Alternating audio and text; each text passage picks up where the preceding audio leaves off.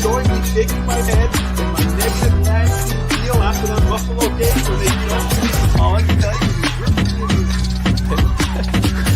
is Dolphins number 1, baby! Things up, baby. Dolphins Things number up. 1!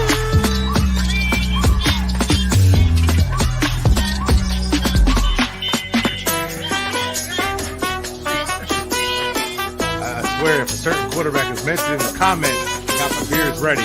So I'm gonna crack it open. Or is it the Serbian kid? Serbian kid,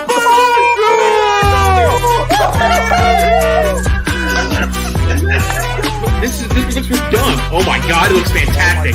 I hate you so much. No, you beat it, man. Not a beat it, man. Woo! I'm the man. I said it, and it's reality. All right. Congratulations.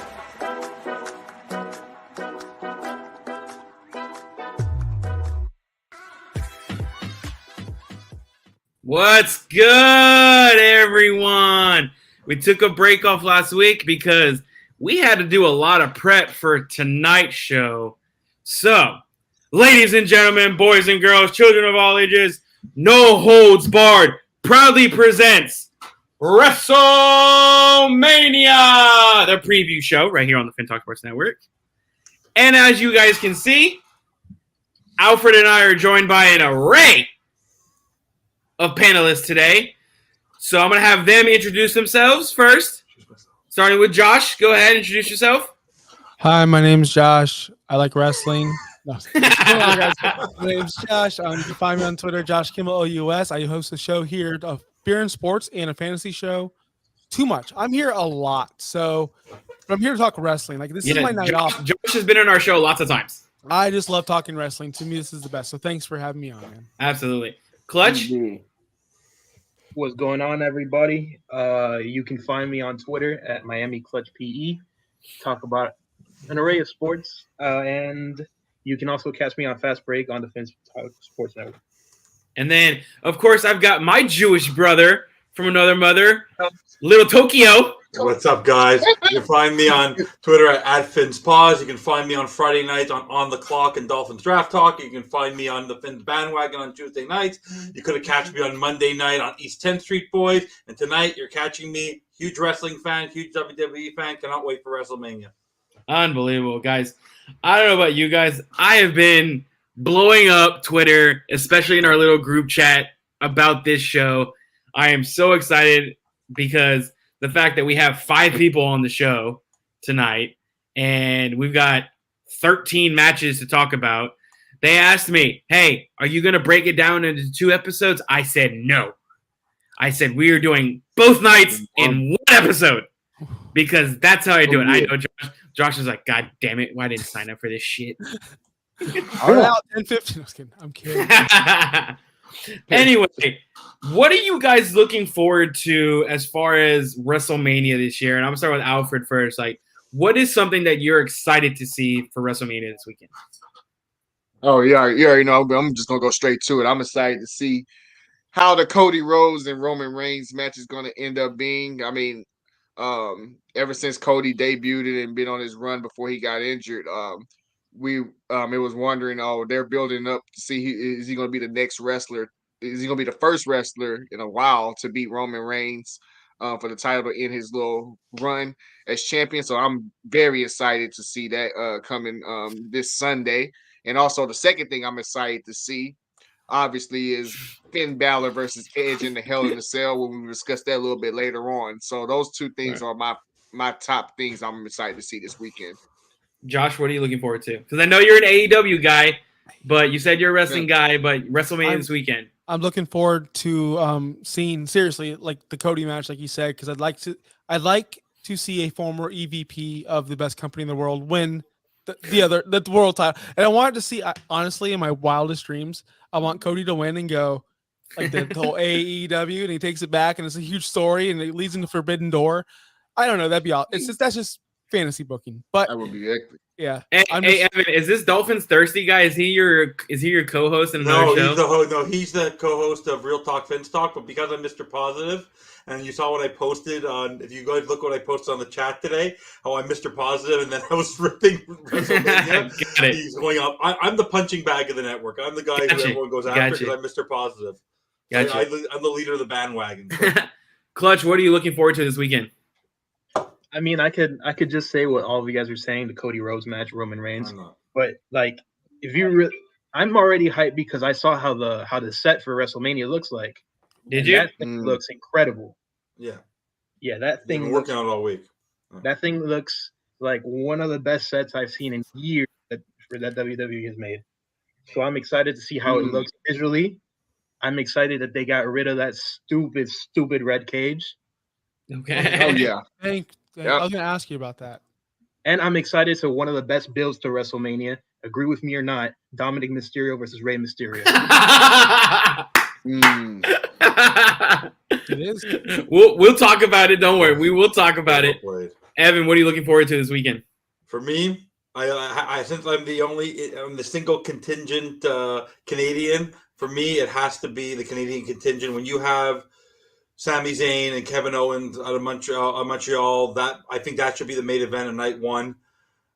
Just the storyline on how it was built up, the way Elimination Chamber, like just the pop that Sami Zayn, the way he was been built up, like to have two homegrown talents, but just the Canadian contingent, to have like the stars that to bring back between Edge still on his game, having Trish involved, like just to have the Canadian contingent. Because overall, I must say, and we'll talk about it, this WrestleMania build from all the years, I've seen every single WrestleMania. I have the WWE Network. I follow.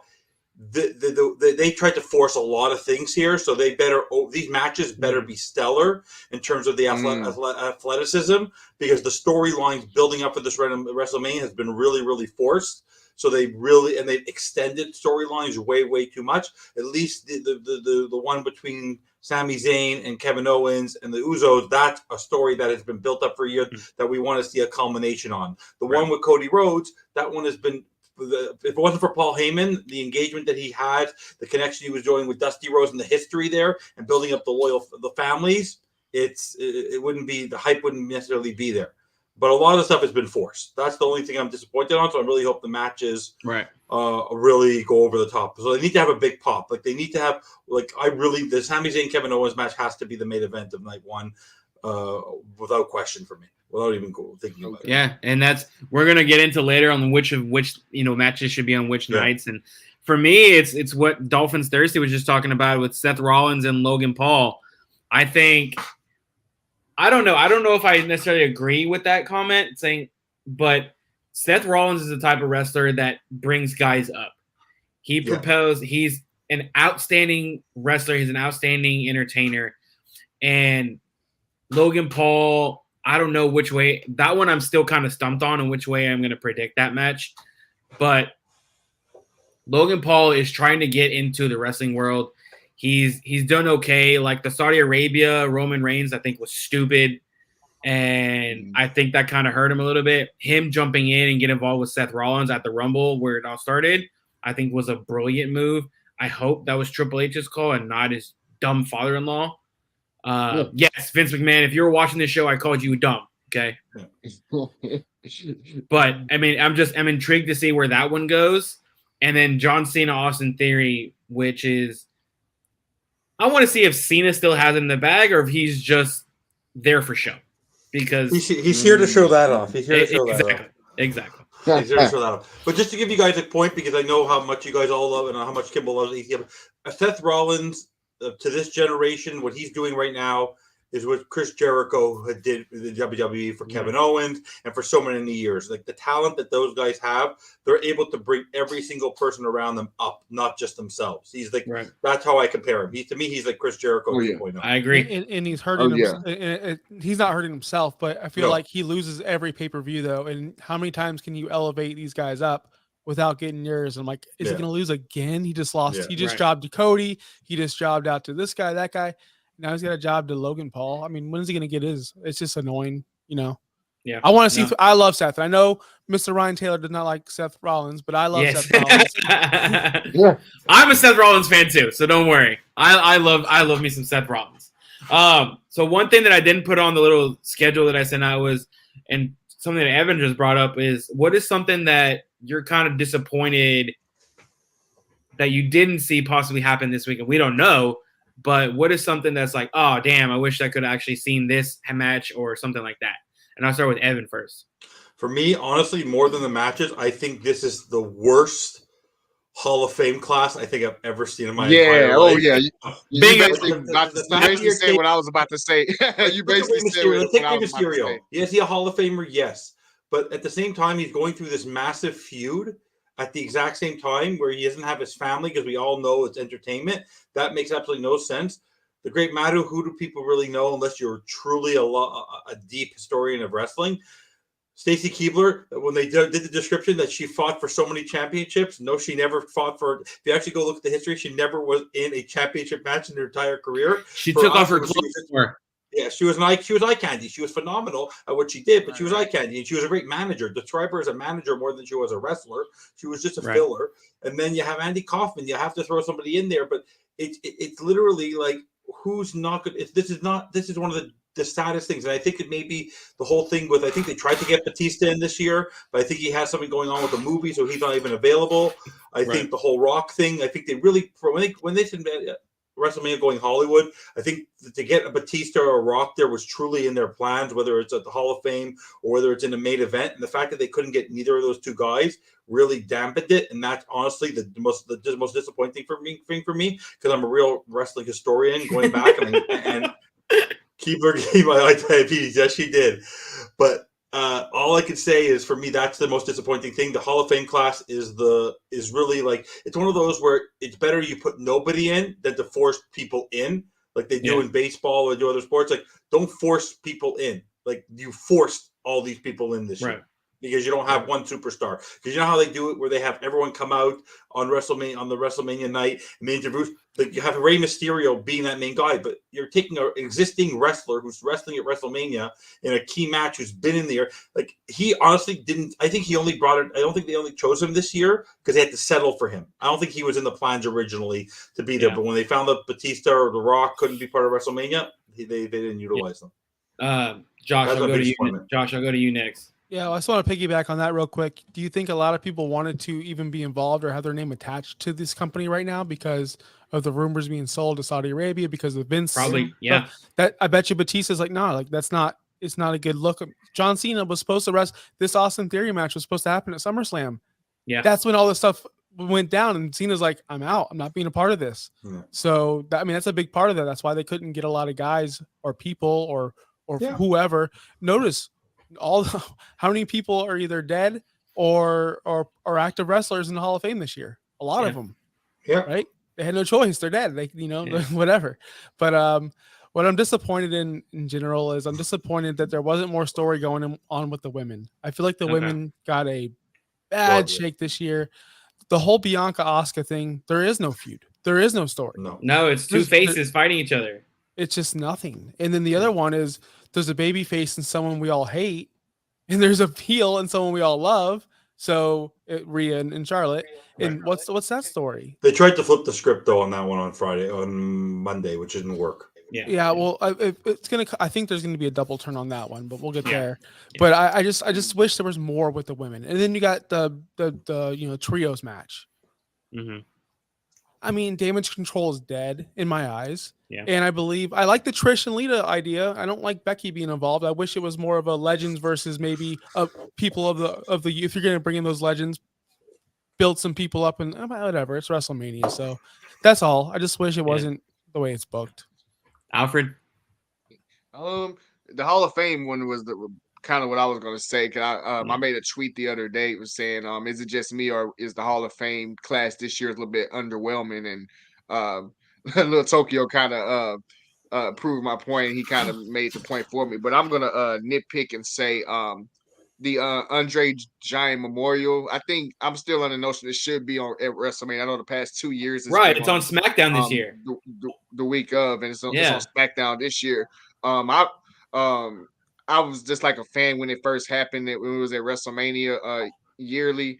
I feel like it should be on it as a WrestleMania match. Period. In my opinion, it kind of makes the match bigger than it should be. If it's on SmackDown or on Raw. Yeah. Having it on WrestleMania is bigger than that because Andre the Giant obviously is a legend, and like I said, he's wrestled at WrestleMania 3 and everything like that. I just feel like that match should have been on WrestleMania still, and given the names on there, definitely should be on there. Yeah. That's probably the thing I probably wish that was happening on WrestleMania this weekend. Clutch. All right, I've heard everybody, and I will not stand for this Rey Mysterio and Stacy Keibler slander. I will not stand for it. Rey Mysterio, one of the greatest luchadors of all time, probably the greatest luchador of all time, and I think he's getting his flowers. And if you want to say, oh, he's only there because Batista, maybe, but it's a deserved induction. It's not the first time an active competitor has been inducted. So I think I like the induction. Stacy Keibler, well, I have other reasons for that, but don't slander her. I never slandered her. I grew up with Stacy Keibler. So did I. Yep. But disappointing, I guess I would agree with the sentiment that Josh put out about the women. I think in build wise and story, it didn't live up to what it could have been. But I do think the matches are going to be good, and I think I remember that the main event match with Sasha and Bianca, and that build was awful, and they ended up having a very, very, very, very good match. I think that match is going to be Asuka versus Bianca, and I hope that Rhea gets crowned because she should, obviously. But yeah, the most disappointing was probably just the story, the build of the story for the women. Yeah, I got you. For me, it's Brock Lesnar and Omos because I really just don't give a shit about Omos as a wrestler. Like, I mean, I think MVP is a great hype man, but I think honestly that what's it called? The Hurt Business needs to reform. I think this company is made for a faction like that, and to throw in Brock Lesnar was almost that's just match card filling right there, in my opinion. So. We can talk about it when we talk about that match, but that's just my opinion. Do y'all see any big surprises or possible returns that are happening at WrestleMania this year? And I'll start with Clutch this time. In terms of returns, maybe I could see Randy Orton coming back. I've heard that I think he kind of wants that WrestleMania paycheck. Yeah. Instead of the Monday after. So I think we might see Randy Orton. I could see a legend coming back. I think we talked about this before the show, like Austin. Right. I think we could see Austin in a segment with somebody like LA Knight. And I'm interested to see if something happens with Bobby Lashley and if there's a return, a debut, or if it's just a segment or if it's nothing at all.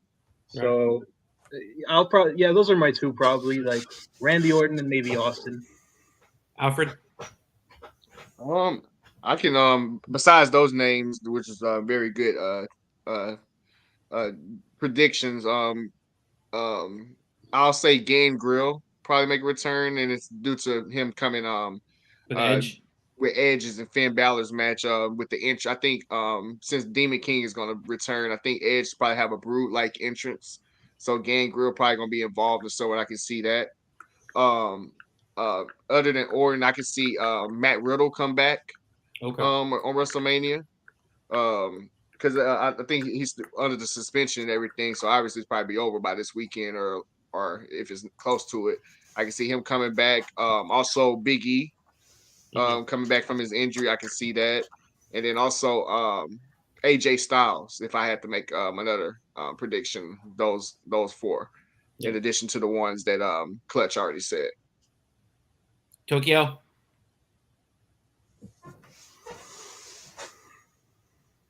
Take your time.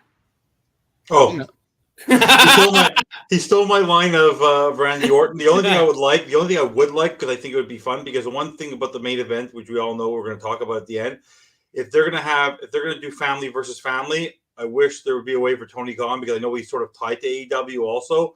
I'd love for Dustin Rose or for Goldust to be some point in the corner at one point, because you're going to have Heyman, you're going to have Solo Sikoa, so you're going to might as well have the family versus family, because that to have Cody Rhodes have a singular moment by himself, I don't think will have that kind of an effect. So I think to have that kind of support, I think that Cody Rhodes should not be going in there on his own, because it ain't going to be clean on Roman's side. So he needs to have that kind of support. So if you have, however, the only connection he truly has right now is Sami Zayn and Kevin Owens, which is probably going to be on a separate night. So I would love to have, like, if you're going to bring out the families and start talking about it, you might as well bring out a member of his family to support him as well. That's what I would like to see. Yeah, Josh. And I'm terrified that it's going to be Brandy, and I'm going to be very upset. Oh boy. That would be cool to see. I didn't think about Dustin over there. I was thinking about Christian Cage. I'm the wise man of the network. I was thinking about Christian Cage with Edge to back him up, because we don't know his contract status. Last we saw he was buried alive by Jungle Boy. Right. So that would be a cool surprise. But what was the question again? Like, who are you possible returns? Oh yeah, that's what I'm answering. Yeah. Christian Cage. Yeah. But I think most of the returns are going to be on the Monday after. Like that's what I was going to say. I think Triple H is trying to fill up that show for Monday. Hopefully the Raw after WrestleMania this year is better than the one that I had to pay $150 last year in Dallas to go to. That was underwhelming. If they don't, hopefully this one is actually good. Yeah. Not to take away the whole WrestleMania thing, the one thing I think the biggest disappointment this year, if Bray Wyatt does not come back this year, the most disappointing moment outside of anything in wrestling is going to be that moment between him and The Undertaker, because they built that up where he walked up to him. And if Bray Wyatt does not come back, that's the lasting memory right now of The Undertaker. So unless you bring him, you might have to bring him back in some way to sort of make that disappear. Because that's kind of disrespectful, isn't it? It's a little disrespectful, yeah. If it, I mean, we don't know because we're not there, obviously, and there's conflicting reports about what it is and what is not. But if it is a take your ball and go home situation for Bray, it's kind of disrespectful to The Undertaker. He just passed you the torch. Yeah. And you kind of squished it. If it is that. If it's true. Yeah, and it'll really piss me off because we had many episodes that said, who the hell is Uncle Howdy? And if I never know, then that's going to be such a load of crap. Even though it's his brother. Bo Dallas, yeah. So I gotta answer someone's question. Do you not like Becky, or is it just a reference to the tag team title? I don't like Becky. I'm not a fan of Becky, and it's okay though. Like I used to be, but I don't know. I go up and down with wrestlers. Like I'm just over Becky at this point. If she calms down a little bit, takes a step back, give someone else a chance. That's why I don't like Charlotte anymore. Just want to see fresh blood. That's all I want. But they've mishandled the women in this. The whole thing where she was dressing up like Madonna and Lady Gaga. I hated that gimmick so much. That was one of the worst gimmicks in all of wrestling. I think her the man is what she needs to be, and I was not a fan when she was the heel Becky. I was not a fan at all. Yeah, no. Do we even need to talk about the Hall of Fame, or should we just go straight to the matches? I mean, we kind of did in the disappointment section. You're welcome. It's bad. I think next year's class is probably going to be better because I heard rumors of Batista, Umaga, Michelle McCool. Like that's a hell of a class just right there. Yeah. So I think where's Mania next year? Philadelphia. Okay. And it's the 40th Mania, so it's going to be a special one apparently. Okay. So maybe they saved the big ones for that one. I don't know. Do y'all think The Rock shows up at Mania this year or no? No, he's too busy. No, only. I mean, I don't want to spoil the prediction, but only way I could see that happens if Roman wins. Yeah, that's like really the only way I see that. But and then they do that whole thing like they did with Cena, where they plan a WrestleMania a year in advance, which I hated, by the way. I hated the fact that you plan a match a year in advance. I mean, okay, who cares? If they couldn't build him up to that. If they couldn't get him to be the build-up for this, I don't see The Rock returning. No, I think he has no interest right now. Yeah, okay. I have a whole fantasy thing planned out for The Rock, and I'll share with that later on if time for it. But I think he's coming back at SummerSlam. Just saying. Okay. All right. Well, why don't you say we dig deep into WrestleMania? Alex, producer, pop up that first match, baby. First match on the card, we got Braun Strowman, Ricochet versus Street Profits versus Alpha Academy versus the Viking Raiders. Thank you, sir. All right, so how do y'all feel the tag team division matches are being portrayed this year? And the side note is, how weird of a tag team is that Braun Strowman and Ricochet? I think somewhat. Yeah, Evan, you're laughing. I personally don't think it's weird. I think it's weird, but I kind of like it. Someone said it's kind of like a Kane RVD type of tag team. Well, I was thinking about back when they did that challenge. I think where Braun Strowman always had to have a little person. It's like the Ricochet's like Alexa Bliss back in the day when they had that duo together. Like for me, like they're trying to find a place for these guys. They tried to bring back Braun Strowman strong, and they couldn't find a place for him again, and they had to put him with the tag team. So they put him with a guy who they could build up, right? Like. This is the same guy who won the tag team titles at WrestleMania with a network producer's son. Yeah, he's still the champ. Yeah, that's what the whole thing with Strowman and Ricochet. It's a good combination. I like the little guy, big guy dynamic. Yeah. Especially we all know how Braun Strowman feels about flippy flop guys. So I feel like it's like a punishment, like a Ted Lasso thing. They're trying to make him coexist, like with Jamie. If you watch Ted Lasso, but yeah, I do. Yeah. So so I just feel like they're like, hey, you guys are got beef, work it out. You're a tag team, have fun, and it's worked out. They're a great tag team to watch. I love watching them. And I personally, I'm a big fan of heel Viking Raiders. I think it's meant for them to be heel. They brought back Sarah Logan to be their Valhalla. Yeah, their mistress or something. I don't know.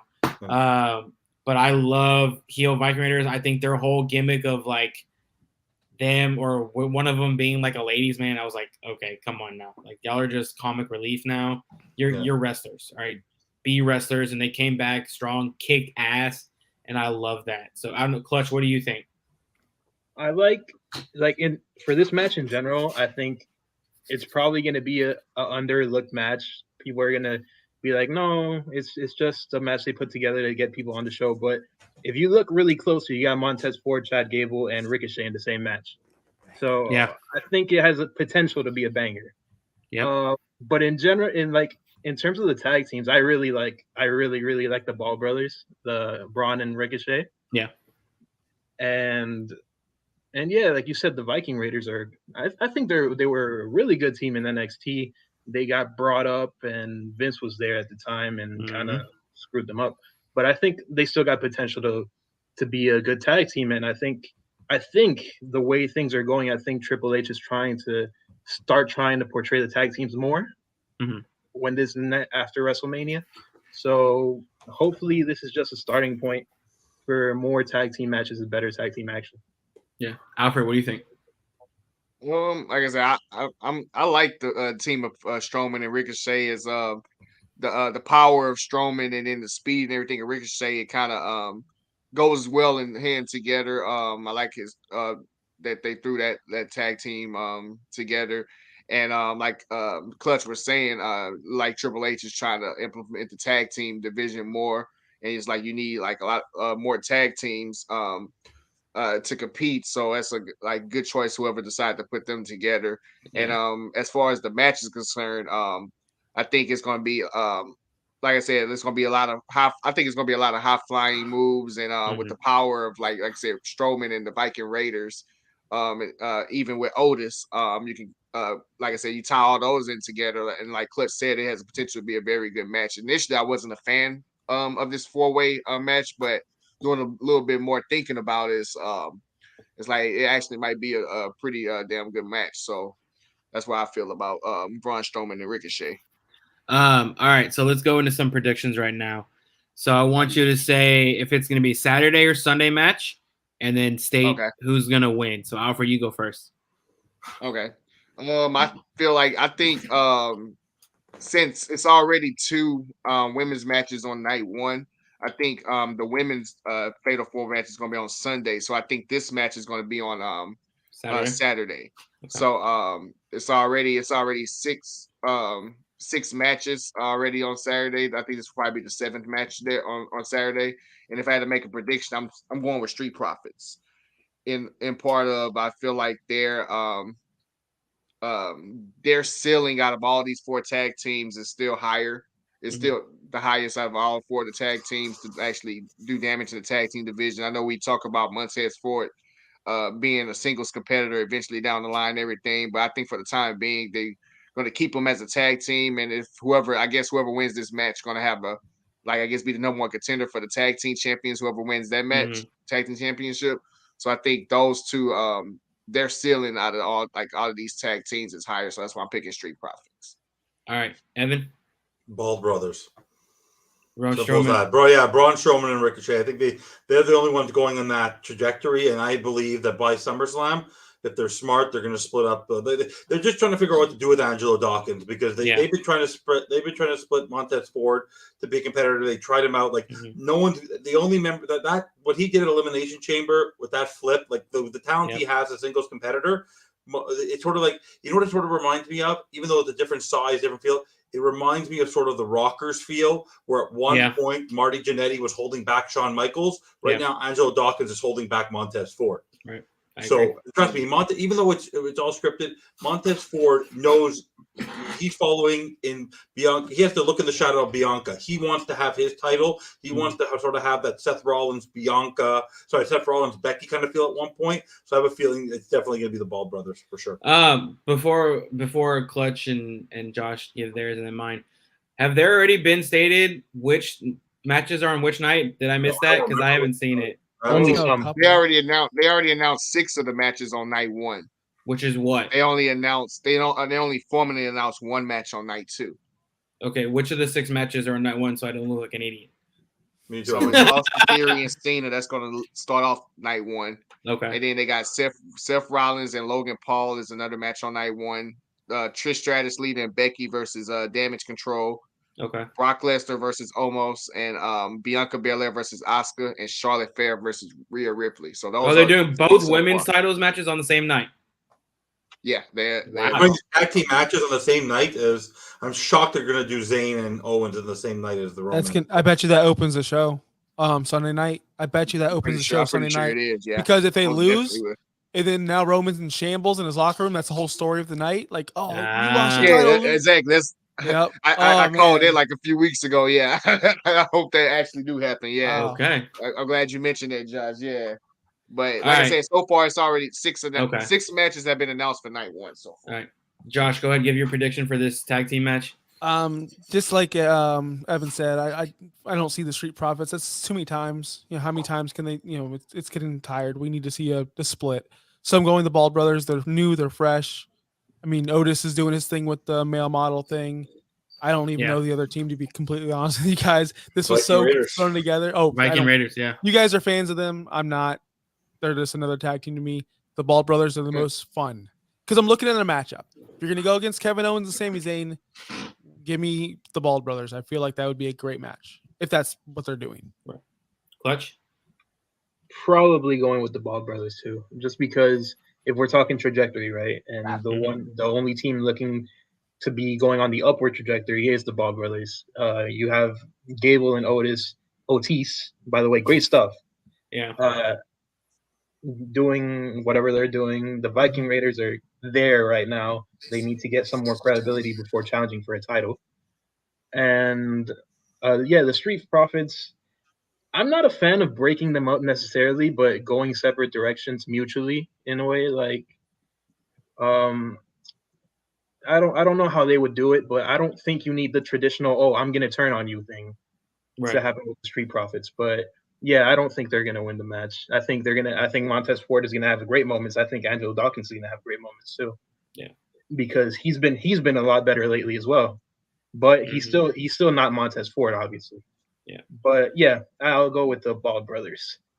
Y'all hating on my Viking Raiders. I'm going Viking Raiders gonna do the win because I'm looking at the possible matchup between Viking Raiders and whoever wins the Usos versus Owens Zayn matchup, which I already know who's gonna win.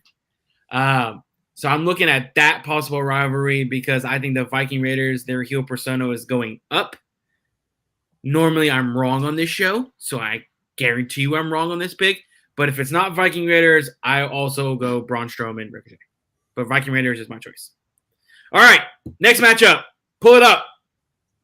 The women's tag team match between Liv Morgan, Raquel Rodriguez, Natalya and Shotzi, Ronda Rousey, Shayna Baszler, and then as we found out on Monday, Sonya Deville and Chelsea Green. Their pictures are not there because no one cares about them. Anyway,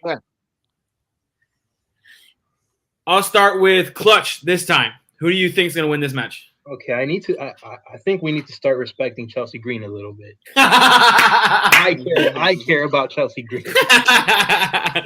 Honestly, I really wanted to see what this Chelsea Green Carmella thing could have looked like. Yeah. I don't know what happened. I think maybe she's hurt. Maybe, I don't know. But I don't really, per se, it's not going to be a match I'm going to be paying much attention to. Right. But it's a difference between what I want to happen and what I think will happen.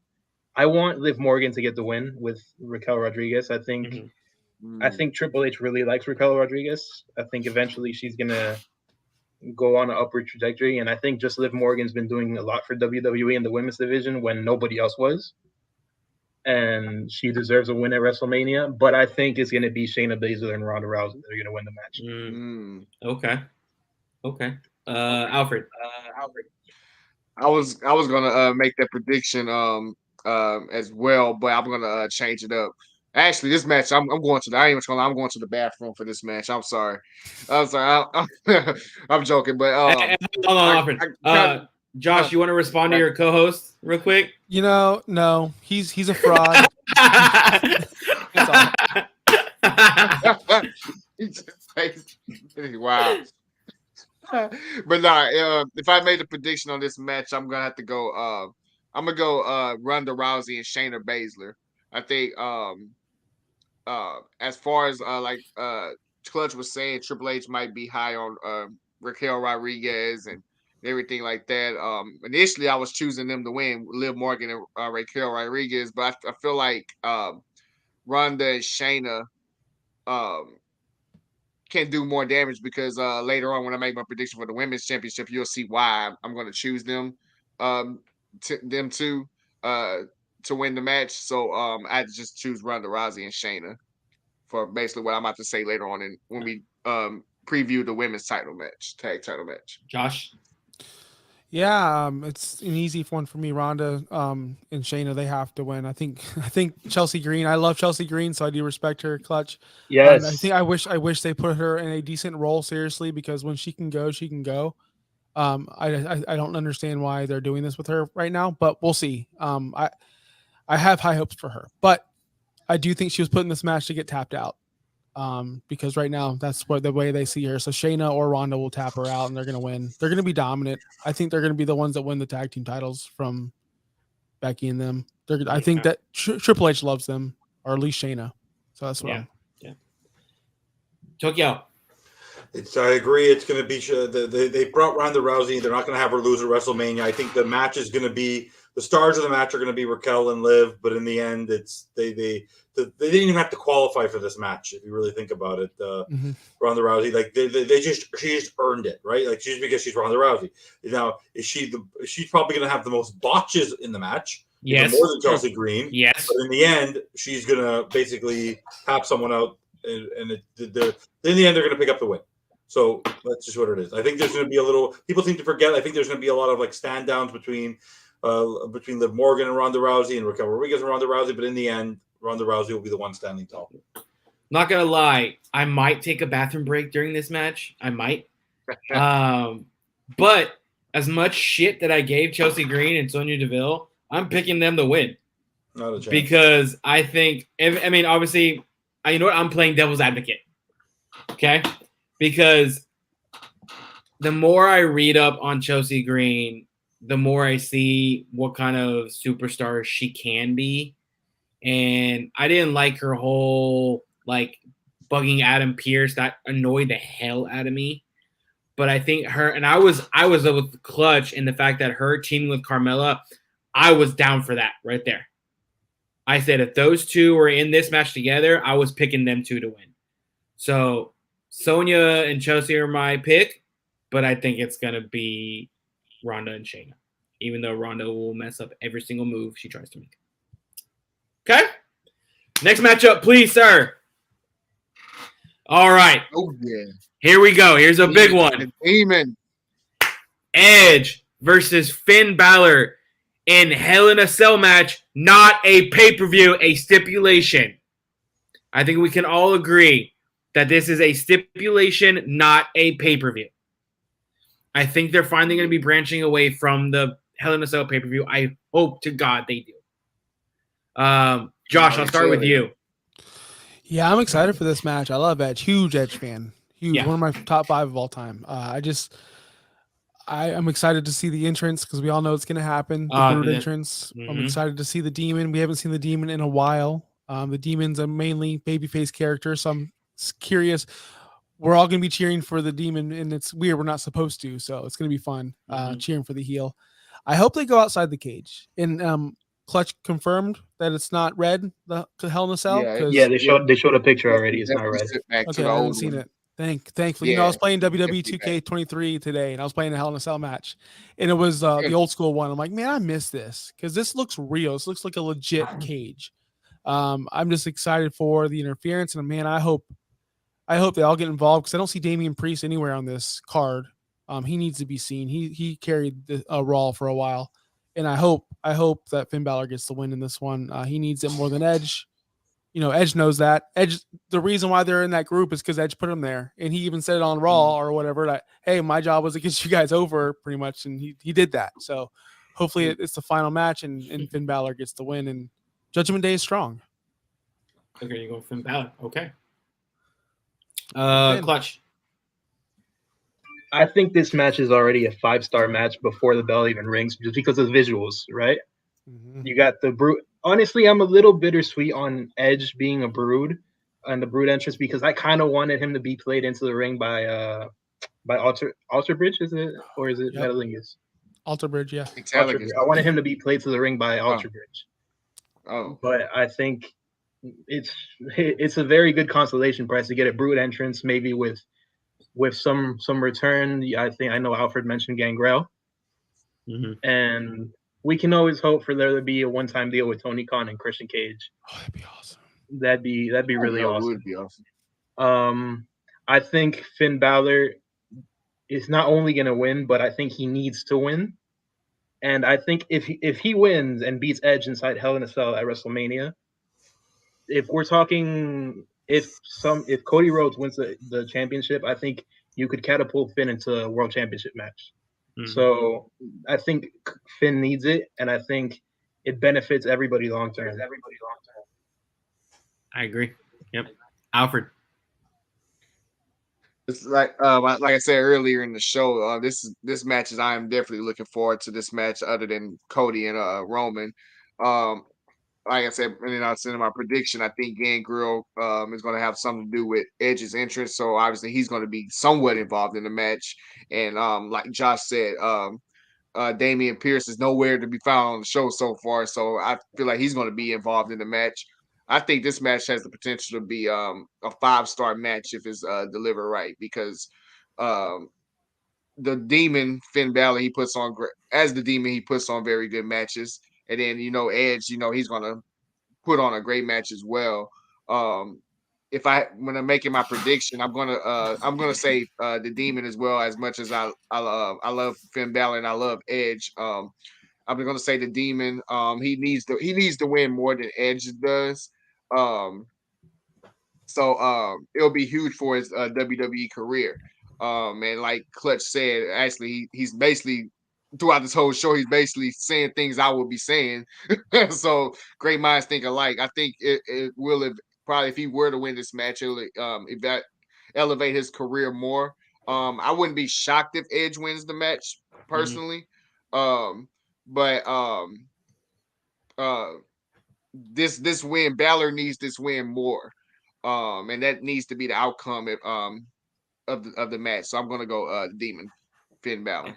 Evan? I do. So for me, unlike what Josh said, I just want to disagree a little bit. I actually feel that what they've done the last 2 weeks has basically shown that Judgment Day doesn't really make a lot of sense right now because Rhea Ripley is really the foundational piece of that trio. And if they're supposed to be a heel trio, the way they portrayed Charlotte during her last promo is as if they're trying to flip her to heel, which is a little confusing. And then your people are now trying to make it.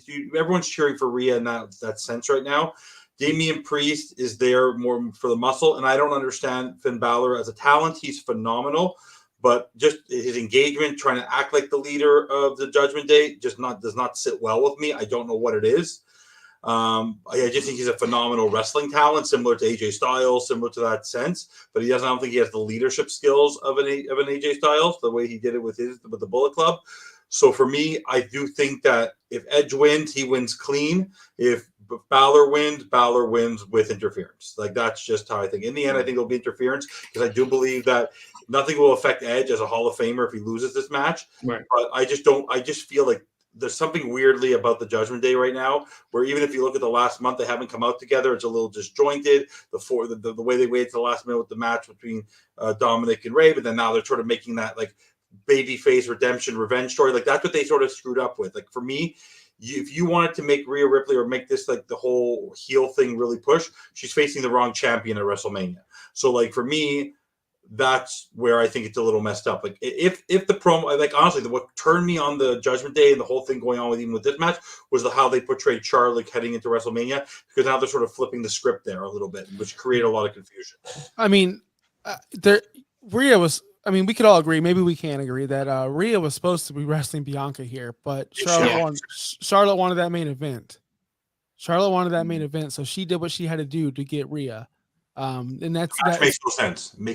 But it made sense for her because that's what she wanted. She gets what she wants. It sucks. It's a flare. Yeah. So if we had Bianca and Rhea, which we should have had, yes, we would have had everything would have made sense. But they had a pivot because there's a guy back there who can't stay out of the gorilla position and keep on booking these terrible matches like rocking this and like this. He's back there doing stuff, and it sucks because now Judgment Day, like you said, makes no sense. It's like we're cheering for Rhea, but we're not cheering for the other people. It's like, so what's going to happen when she's champion and she's a babyface? Right. And that it's all a good point, because I think after this Mania is over, I think they're bringing back the draft, and I think, which I guess we're going to have a draft episode. Thank God. That I think Rhea gets drafted when she, spoiler, if she wins, I think she gets drafted separate from her other two Judgment Day people onto SmackDown. And I think that's when you could probably see, finally, it's going to be the split where Rhea goes off, does her own thing, and you have Finn Balor, Damian Priest, and little Wonder Boy there with them, their towel boy, there on the sidelines. But as far as, I don't think Demon Finn Balor has lost a match, has he? Yes, he did. He lost the one to Roman. Brock Lesnar. Oh, okay. Oh, was it Roman? Yeah, it was Roman. Didn't he lose to Brock too? I swear he lost to Brock at the. Maybe I'm wrong. No, he wasn't. He was regular Finn Balor. He was regular. Yeah, it was Roman. Remember when they had the black light and he sort of tripped off? Yeah, the sure. Oh, yeah. Okay, that one. But I'm going with Demon Finn Balor in this with match. interference. Yeah, I think Damian Priest gets involved, and I think Dom gets involved as well. So I think both of them get involved, and Demon Finn Balor wins, and like everyone else has been saying, a Finn Balor win only propels him into title contending matches, and an Edge loss just means Edge lost. That's basically yeah, that's true. So, all right, next match, please, sir. All right, the one. Yes. Here we go. Yes. This is the worst book match in NFC. Hold on, Clutch. You're saying yes. Okay, and Evan is saying no. All right. So, all right, Clutch, go ahead. You go first. All right, hear me out. Everybody in this preview show is going to shit talk this match. Yes. You guys are going to. I already know this. But I guarantee you that everybody in that stadium is going to pop when Brock Lesnar lifts that big motherfucker 100%, yes. And that's what WWE wants to accomplish, and they're going to accomplish it. So Yeah, that's my take on it. Everybody's gonna pop when he lifts that guy up. Is the ring gonna break? No, I think you have a lot more stuff going on for the Gotcha. match, so you kind of can't do that. Okay, Evan. This just sort of reminds me of that match back in WrestleMania 1 with Big John Studd versus Andre the Giant. Yeah. And everyone was so shocked when Andre the Giant body slapped Big John Studd. But honestly, it's going to be, this match should not take more than 60 seconds. This is the biggest waste of time. Brock Lesnar should come back up to Saskatchewan, go see Sable, go Rena Mero, hang out with his kids up in northern Saskatchewan, enjoy his life up in Canada, because this match is literally a payday for him. But what a waste of time. Because if you look at it, they did one little thing with the weigh-in where he couldn't even knock him down, and now you expect us to believe, oh my God, what an underdog story. Brock Lesnar's an underdog. It's the most horseshit storyline in the history of WrestleMania. So much cursing in this segment. I knew. As soon as I put this match on the card, like as on here, I was like, oh my God, the amount of talk that's going to be said about this specific match is either going to be, this match sucks, this is a piece of shit, and we're gonna have one person that goes, "This is the greatest thing in the world." Yes, it's gonna be a 5 minutes of glory. No, this is gonna be worse than Goldberg and Brock Lesnar Part 1. Remember how bad that match was? Survivor Series. The WrestleMania. That was a bad match. And guess what happened in terrible. Goldberg versus Brock Lesnar Part 1? Everybody popped when Goldberg destroyed Lesnar. Not that one. I'm talking about when they were much younger. I'm talking when he first came from WCW. Okay. I know. Okay, I got you. The one where he came from WCW. Yeah. That was one of the worst. But that's matches. when everybody was going to leave. So everybody it was really bad. Yeah. Evan, who's your prediction? So who wins? Brock's going to win within 2 minutes. Okay. Clutch, who did you say? Brock Lesnar. I'll give him 5. Okay. 2 minutes. Josh, who you got? I got Brock, but it's unfortunately going to be a lot longer than you guys think. They're going to do some brawl on the outside. Maybe we see a Hurt Business reunion with Omos being the leader or the muscle. Yeah, you took what I was about to say. And then maybe they beat the crap out of Brock before, like during his entrance. And then they did this with Goldberg as well with Brock. So it's not original. It's just to get more out of the match. And then they roll him in the ring. Ding, ding, ding. F5 done.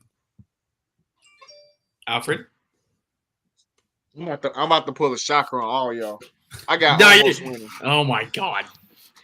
I got almost winning for just simple fact that I think Bobby Lashley's going to come out and they're going to reform the Hurt Business and he's going to get involved in the match and they're going to he's going to screw Lesnar. It makes sense. It makes all the sense in the world for that to happen. And I'm not sure if y'all believe the rumors of Lesnar retiring like anytime soon because it's like a rumor going around saying he's about to retire. So I don't think they're gonna want to make Omos look weak. So I'm calling it right now. This is gonna be an upset. Omos is gonna beat Brock Lesnar. Wow. Darren. Wow. Okay. Well, I'm hoping that I'm kind of on clutches that I see Omos get F5'd. And then I'm on y'all's point where you'd say the Hurt Business forms because I just got excited just now. I don't know about you guys, but Bobby Lashley coming out and now you're going to have Brock versus the Hurt Business. I'm in for that. I could see that as a very good feud right there. But Brock wins. Hands down, Brock wins. I will say this, though, before you go. I will say this. If Hurt Business doesn't interfere in the match, then Brock easily wins the match. But I think definitely it's going to have some involvement in the Hurt Business or reforming or Lashley since he doesn't have anything at the moment going at WrestleMania. So if that happens, if we see Lashley in this match, I think almost definitely winning. All right. Next match, please, sir. All right. So we got Becky Lynch, Lita, and Trish Stratus versus Damage Control, which is Bayley, Io Sky, and Dakota Kai. Night one match. So, Josh, I'll start with you. Prediction and thoughts. BLT versus Damage Control. Yep. I think there's a lot of rumors that Trish is going to turn heel, which I don't understand why. I don't understand why we want to boo Trish Stratus. We love her. It doesn't make sense, but They're not going to do it. I'm not going to boo her. I hope not. No, they're not going to do it. I'll tell you why after. Go ahead right now. I want to know. Because right now she's on live TV and she's a baby face. Like in Canada, we have a show the same way you guys have AGT in the United States. There's Canada's Got Talent here, and she's a celebrity here. She's very popular. It's that baby face kind of feel for her. I don't see her having to explain that, and I don't see that happening. I think that there's no way, and she's not gonna. I don't see it at all. I just that part. I'll get into my other stuff, but there's no way she's turning. I hope not. But I definitely see the Legends winning this match. You don't bring Trish and Lita to lose unless that Trish turn happens. It's not going to happen. And Damage Control's weak, man. I wish they would fix that. I wish they would fix them because they're so weak. So that's why I'm picking the Legends. Evan. Okay, so it will be the Legends, but I will say that Io Sky and Becky Lynch have to do most of the wrestling in this match. The least amount of wrestling that Lita does in this match, the better it will be for that match, because I think she's still climbing the turnbuckle to take the moonsault on Io Sky to win the championship. That was the worst. Like that was one of the worst performances I've seen of an old timer to win a championship. But for me, no, definitely it's going to be. I think Trish will pick up the win, but in the end, But Io Sky is going to be the star of this match. I think by a country mile, and she will be in the. I think she's to have a singles opportunity for her. She definitely is someone who deserves a push on a championship run against either whether it's Rhea or whether it's Bianca in heading towards SummerSlam. But no, she will be great as a single competitor for sure. Or put her against Asuka like one-on-one. Like she needs a run as a single competitor. Yes. All right, Alfred. This is easily the biggest match of Dakota Kai and Io Sky's career. And I think Bailey's is probably a cool move for her because she look up to Trish and Lita. As far as who's going to win the match, I think Trish, Lita, and Becky is going to win the match. And I pray that Trish do not turn heel, which I hope not. Did you guys see the what she said about the Mount Rushmore of a women's wrestling? Did you guys see that? No, what you said? What was that? She put herself, which is a heel move, hilarious. Yeah. She put Lita. She put Bailey, and she put Sasha. Wow. Now, is this like a little dig at Becky not putting her on there? Maybe it's a little long-term storytelling. Maybe something is going to happen. I don't know. I can see that. That's the biggest screw up of the WWE. The last name you just said is the biggest screw up in WWE women's history. Ryan Taylor just said Trish Stratus could torch an orphanage and people wouldn't boo her. No, that's true.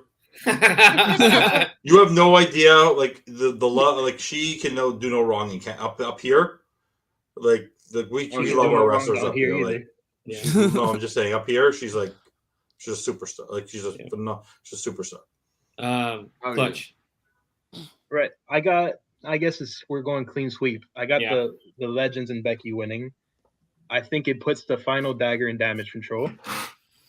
I think Damage Control is so good. They're so good individually as talents that together, I don't know how it didn't work out and why. But I think individually, they're all really, really good wrestlers that would benefit from splitting up, especially Io. I don't know if you guys saw the promo on Raw that Becky dropped on Damage Control, and she was spitting a lot of truth. Io was she was holding down NXT right next to Adam Cole during that pandemic era. Yeah. And I think she's one of the best. If she's giving the chance, she's probably one of the best women's wrestlers in the world. And if she's given a chance to shine, I think she can be great on the main roster. And I think Dakota Kai is very serviceable. She can sell her ass off. And Bailey, we all know Bailey's body of work. Yeah. So I think they benefit more from splitting up. I think the Legends put the final dagger into them, and I'm interested to see who's going to take the titles off Lita and Becky, because I don't think Lita's going to stick around so much more longer after WrestleMania. Don't be surprised if after they lose the match that Dakota Kai and Io Sky attack Bailey.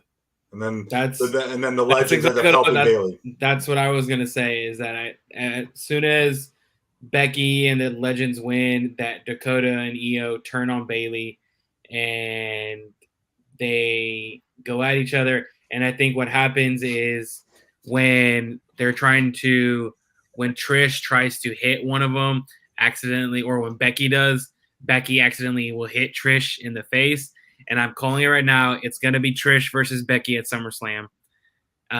It's a match made in heaven. Becky has been wanting to fight Trish. I know y'all don't want to see it, but it's gonna happen. And unfortunately, Trish will be the heel in this aspect.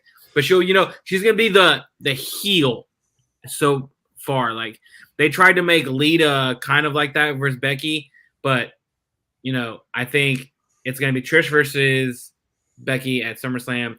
But Damage Control, Becky Lynch win this match, and Damage Control is dead and turns on Bayley. I am on the same lines. Next match, please.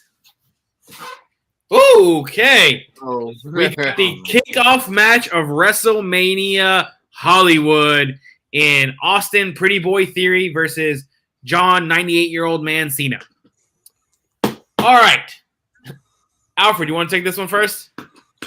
I'll take it. Austin, over the last month or so, Austin Theory definitely grew on me. I wasn't a fan of the selfie version of him. He got rid of that and everything, and he started like becoming a little bit more serious character to me. I started accepting and becoming more of a fan of him. I feel like Cena. We're tired of seeing Cena a lot come back just for these one-off appearances and everything, and he's not going to be staying in the company for a long time. So making the prediction, even though I'm glad it's kicking off the show, because like I said, I don't want to see Cena. I just want to see Cena at the beginning, and that's it.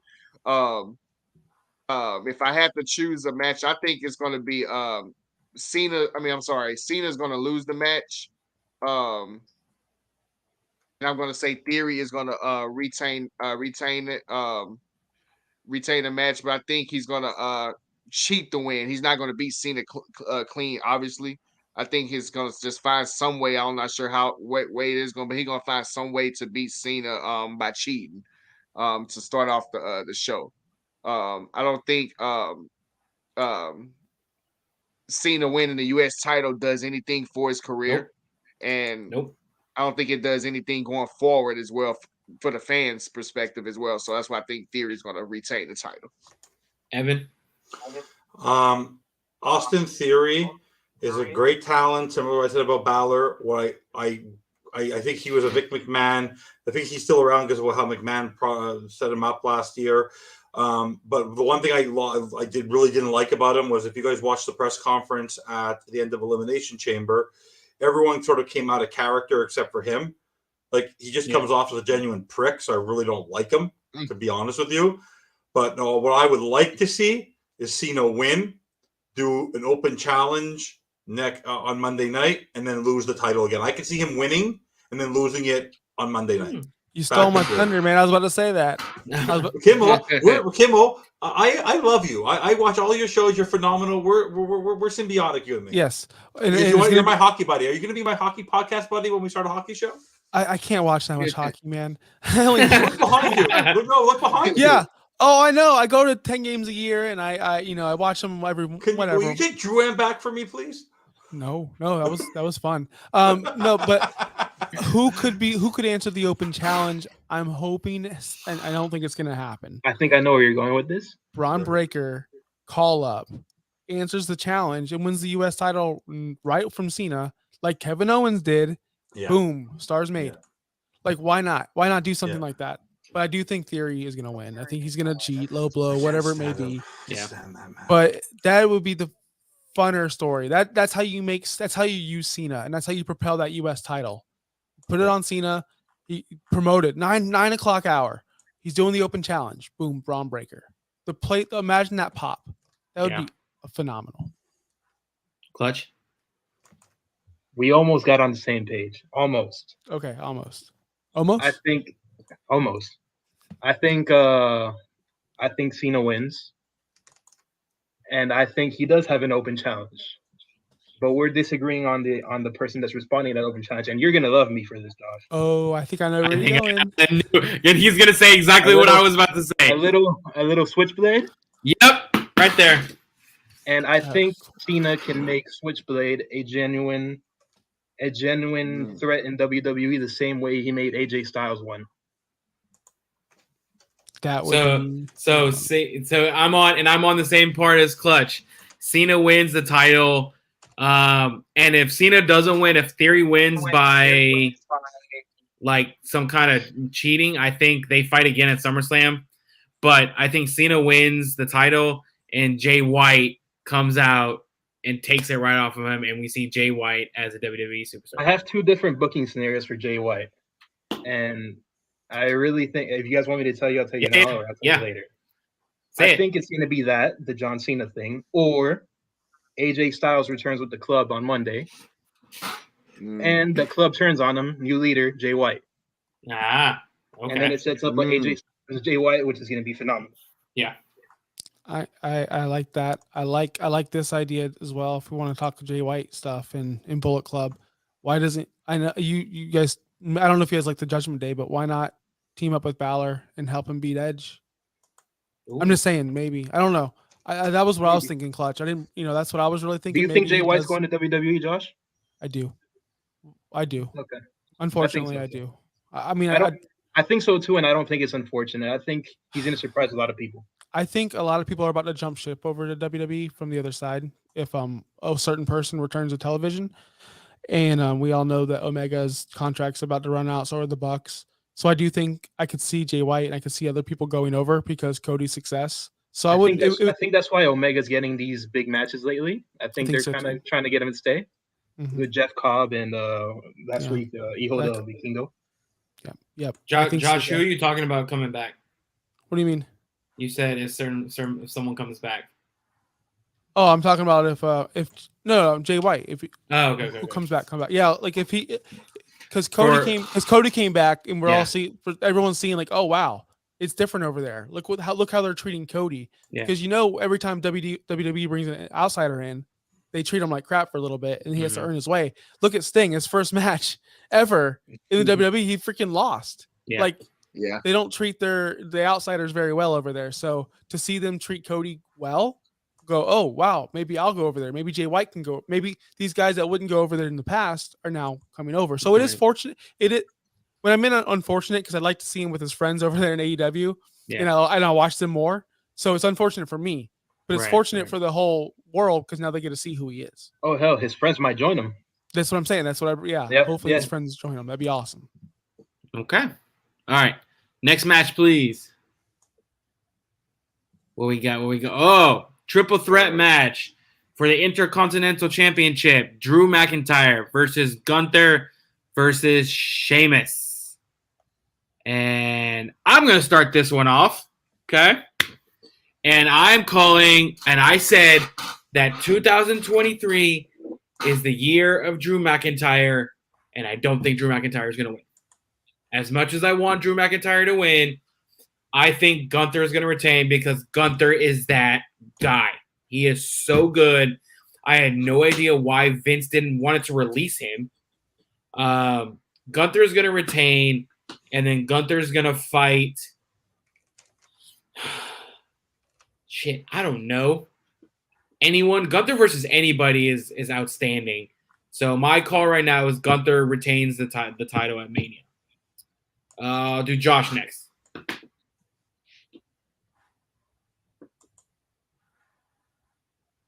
Sorry, I had to mute myself. You said Gunther was going to win? Yeah. Is that what you said? Yep. Man, I would like him to win. I really would. Because I think he's strong, but I want to see him go against someone like Cody later on. I think he has to drop the title because I think they want to propel him to the main event.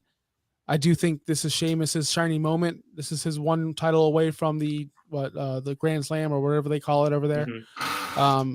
Sheamus pins McIntyre, and then they feud over the Intercontinental title again. I know we've seen it before, but we could see it again for a title for something more than just a sword or whatever they were fighting over before. That would be pretty cool. Sheamus gets his moment at Mania. I'm down for it. Evan? If this was a one-on-one match, I could see Sheamus or Drew winning, but because they forced this into a triple threat, there's no way Gunther's losing. Like, there's just no way. They're building him up the way they propped him up at the Royal Rumble, letting him go the distance. The way this just was all set up, like making him sort of like the underdog type of thing. There's no way he's losing this match. Now, I thought it should be McIntyre versus him one-on-one.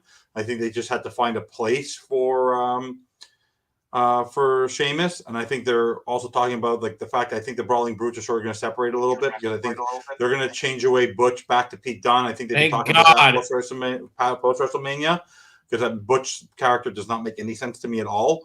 But no, I see that maybe Gunther's going to keep going to WrestleMania because, like I said, they're going to have to find if Roman Reigns finds I could see Gunther winning.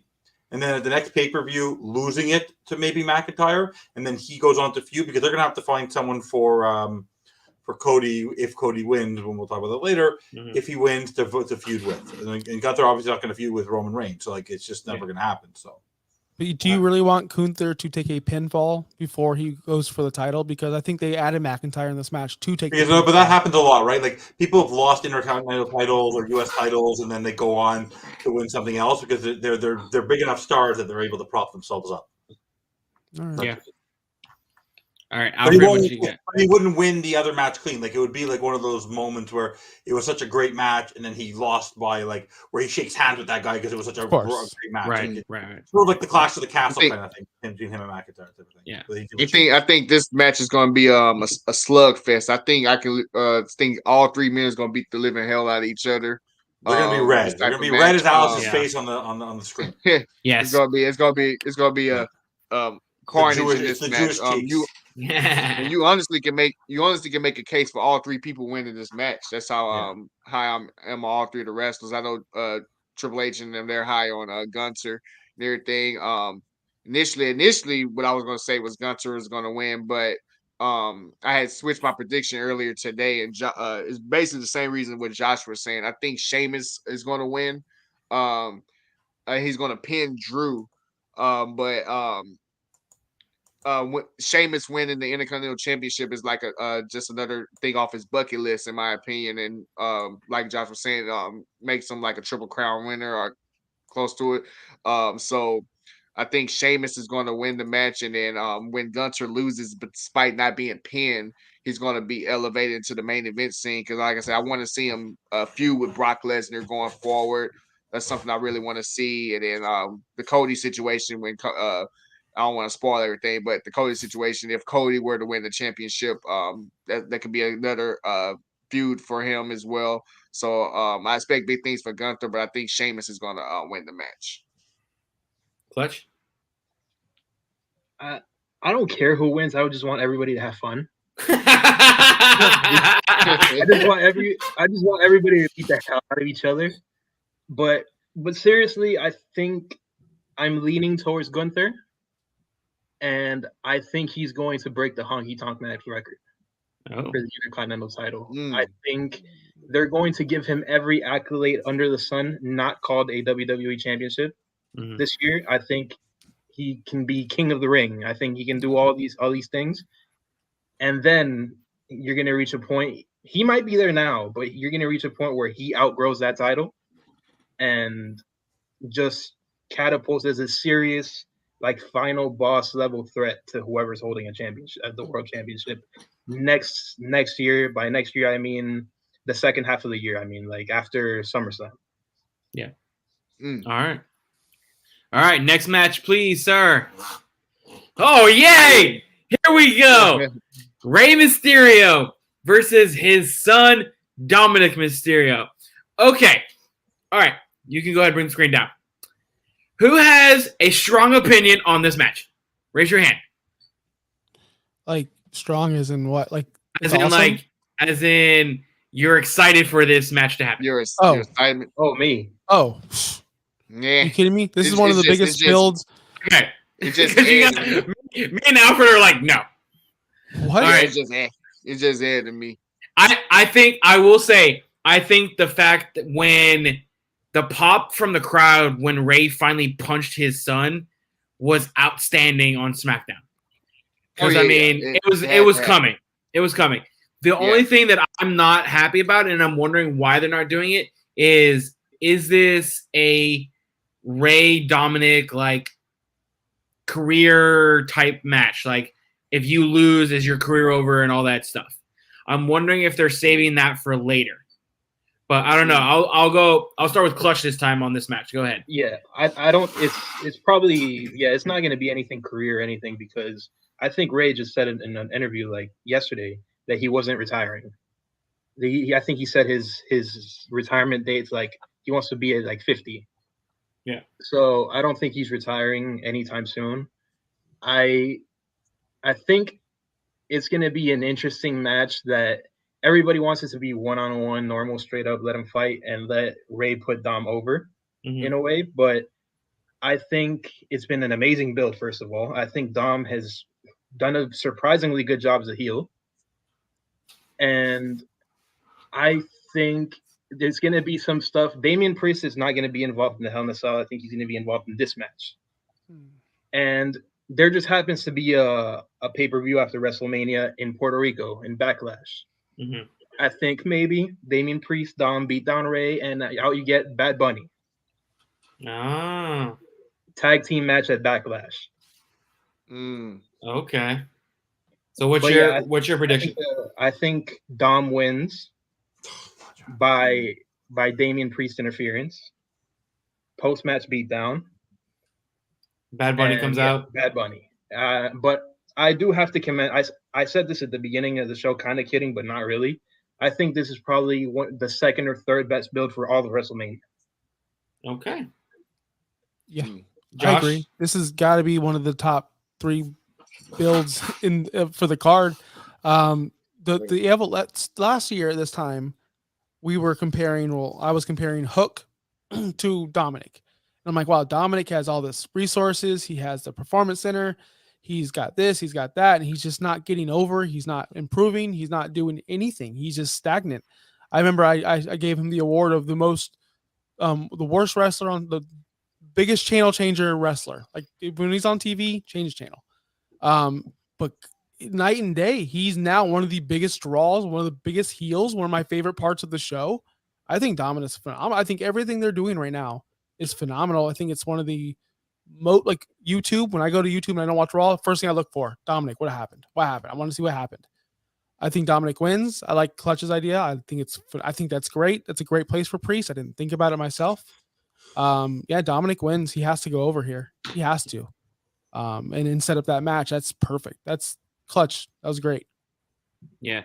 Alex, can you bring up that comment? Because is it possible that Dominic stopped someone from beating up his Not dad? a chance in hell. No. And here you're right. I think later on, maybe if they're trying to do a face turn for Dom, I think that's when you could see that possible. But right now, no. Dominic still helped me discover a relationship I never knew I could have with my fast forward button on the remote. Ryan Taylor does not like Dominic. Oh, that mullet is on my phone. You are missing out, buddy. Yeah.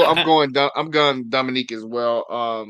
If I were to book this match, I'll have Dominique wins the match, and then at Backlash, have it to where Ray and Dominique rematch, but it'll be a mask versus hair match, or hair versus mask match, whichever you want to have it. And obviously Ray will win that match because Dominique, I'm tired of seeing his damn mullet, and so have that match at Backlash to end the feud.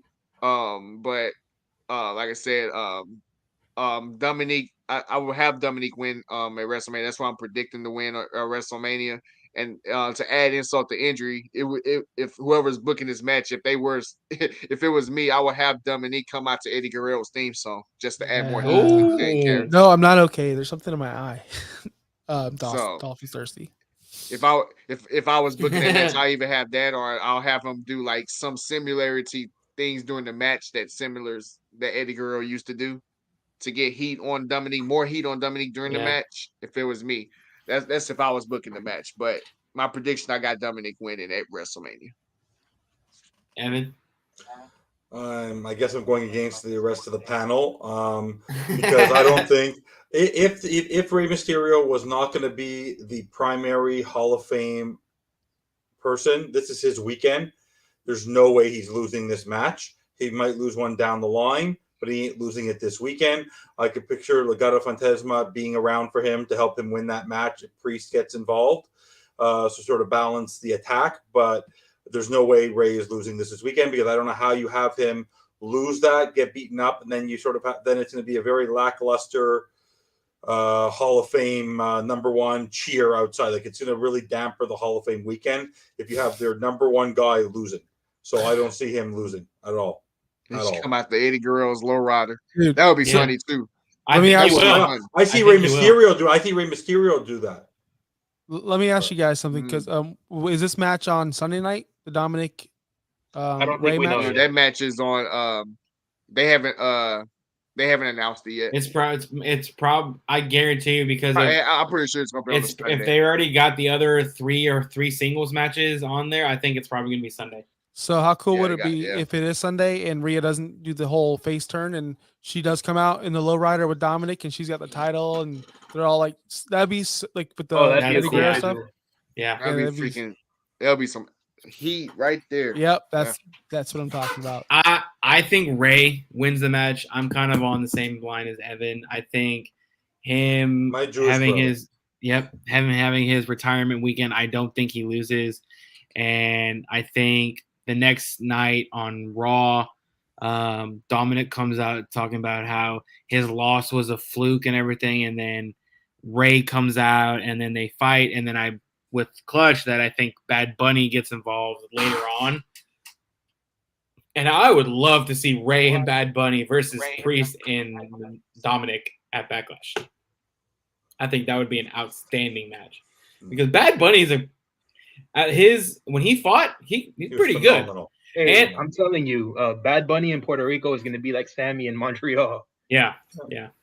And I will give props to Dom. Is his wrestling mechanics have gotten a lot better over his time in WWE. He's just the ugliest person you've ever seen. It's like his prison Dom was the worst thing in the world. But oh my god, Best. The best. It was the best. Oh It was my God. favorite. It was hilarious. And I want to piggyback on that the pop that Bad Bunny will get. Like I went to the WrestleMania where he wrestled. I was there. I wasn't looking forward to that match at all. I had zero interest in it. It was the most entertaining match I watched that night live at Raymond James Stadium. It was the biggest pop of the night was Bad Bunny. He got cheered throughout the whole match, louder than anyone else in that entire night. Bigger than Drew, bigger than Lashley. I'm excited for that. I just want to piggyback because imagine him in Puerto Rico. He's like a god there. He will. Yeah. That is a made match. God, that's perfect. See, that could be another thing. I'm just thinking about that now is, because if Dom wins, doesn't that kind of end the storyline with him? Because Not really. No, I don't think so as well. Because you can come I out, don't think it you would. can come out, brag about how you beat your old man, blah blah blah. You know all this stuff. There's still pester him. You know. So there's scenarios for both sides if Dom wins and loses and stuff like that. Yeah, it's definitely scenarios. All right. Mixed on that one. Next match, Jay. I know. I knew that one we were gonna have some mixed opinions on. Next match, what we got? What we got? Woo, okay. Seth freaking Rollins versus Logan Paul. Okay, so I kind of talked about this at the beginning. The fact that Seth Rollins elevates superstars, and Josh Howard having a good point. The fact that he always loses in whenever he does that. So I will start with you in this match. I'm just, you know how Clutch said he's just happy, hope everyone has fun. That's what I'm hoping for in this match. I just hope everyone has fun. This is one I'm looking forward to the most. You guys brought up the Roman match. I thought that match was phenomenal. I think Logan Paul was great in that match. I think that was great. Yeah, I think, definitely was. so I think this is going to make Logan Paul an even bigger star, and Seth Rollins even a bigger star. Him losing matches sucks, right? But when he's losing at WrestleMania to one of the biggest stars on the planet, or at least in in the whole social media world, that's a good thing. Last year at this time, remember, Sami Zayn was losing to Johnny Knoxville. Yeah. One of the right. So you see what that can do to your career. Mm-hmm. All of a sudden you get more buzz. All of a sudden, Seth Rollins doesn't need that, but it could definitely help. Losing to Logan Paul won't hurt him. I think Logan Paul does go over, and it's his birthday that day. It's Logan Paul's birthday. Okay. So I think Logan Paul is going over, and unfortunately, because I love Seth. Yeah. Love Seth. Alfred. Okay, I think this is gonna be this is one of my sleeper matches of the whole weekend.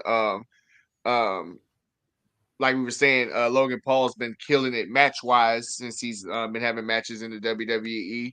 And obviously we know how good Seth Rollins is in the ring. As far as like the prediction, I think I predict Seth Rollins to win to have the crowd happy during the event.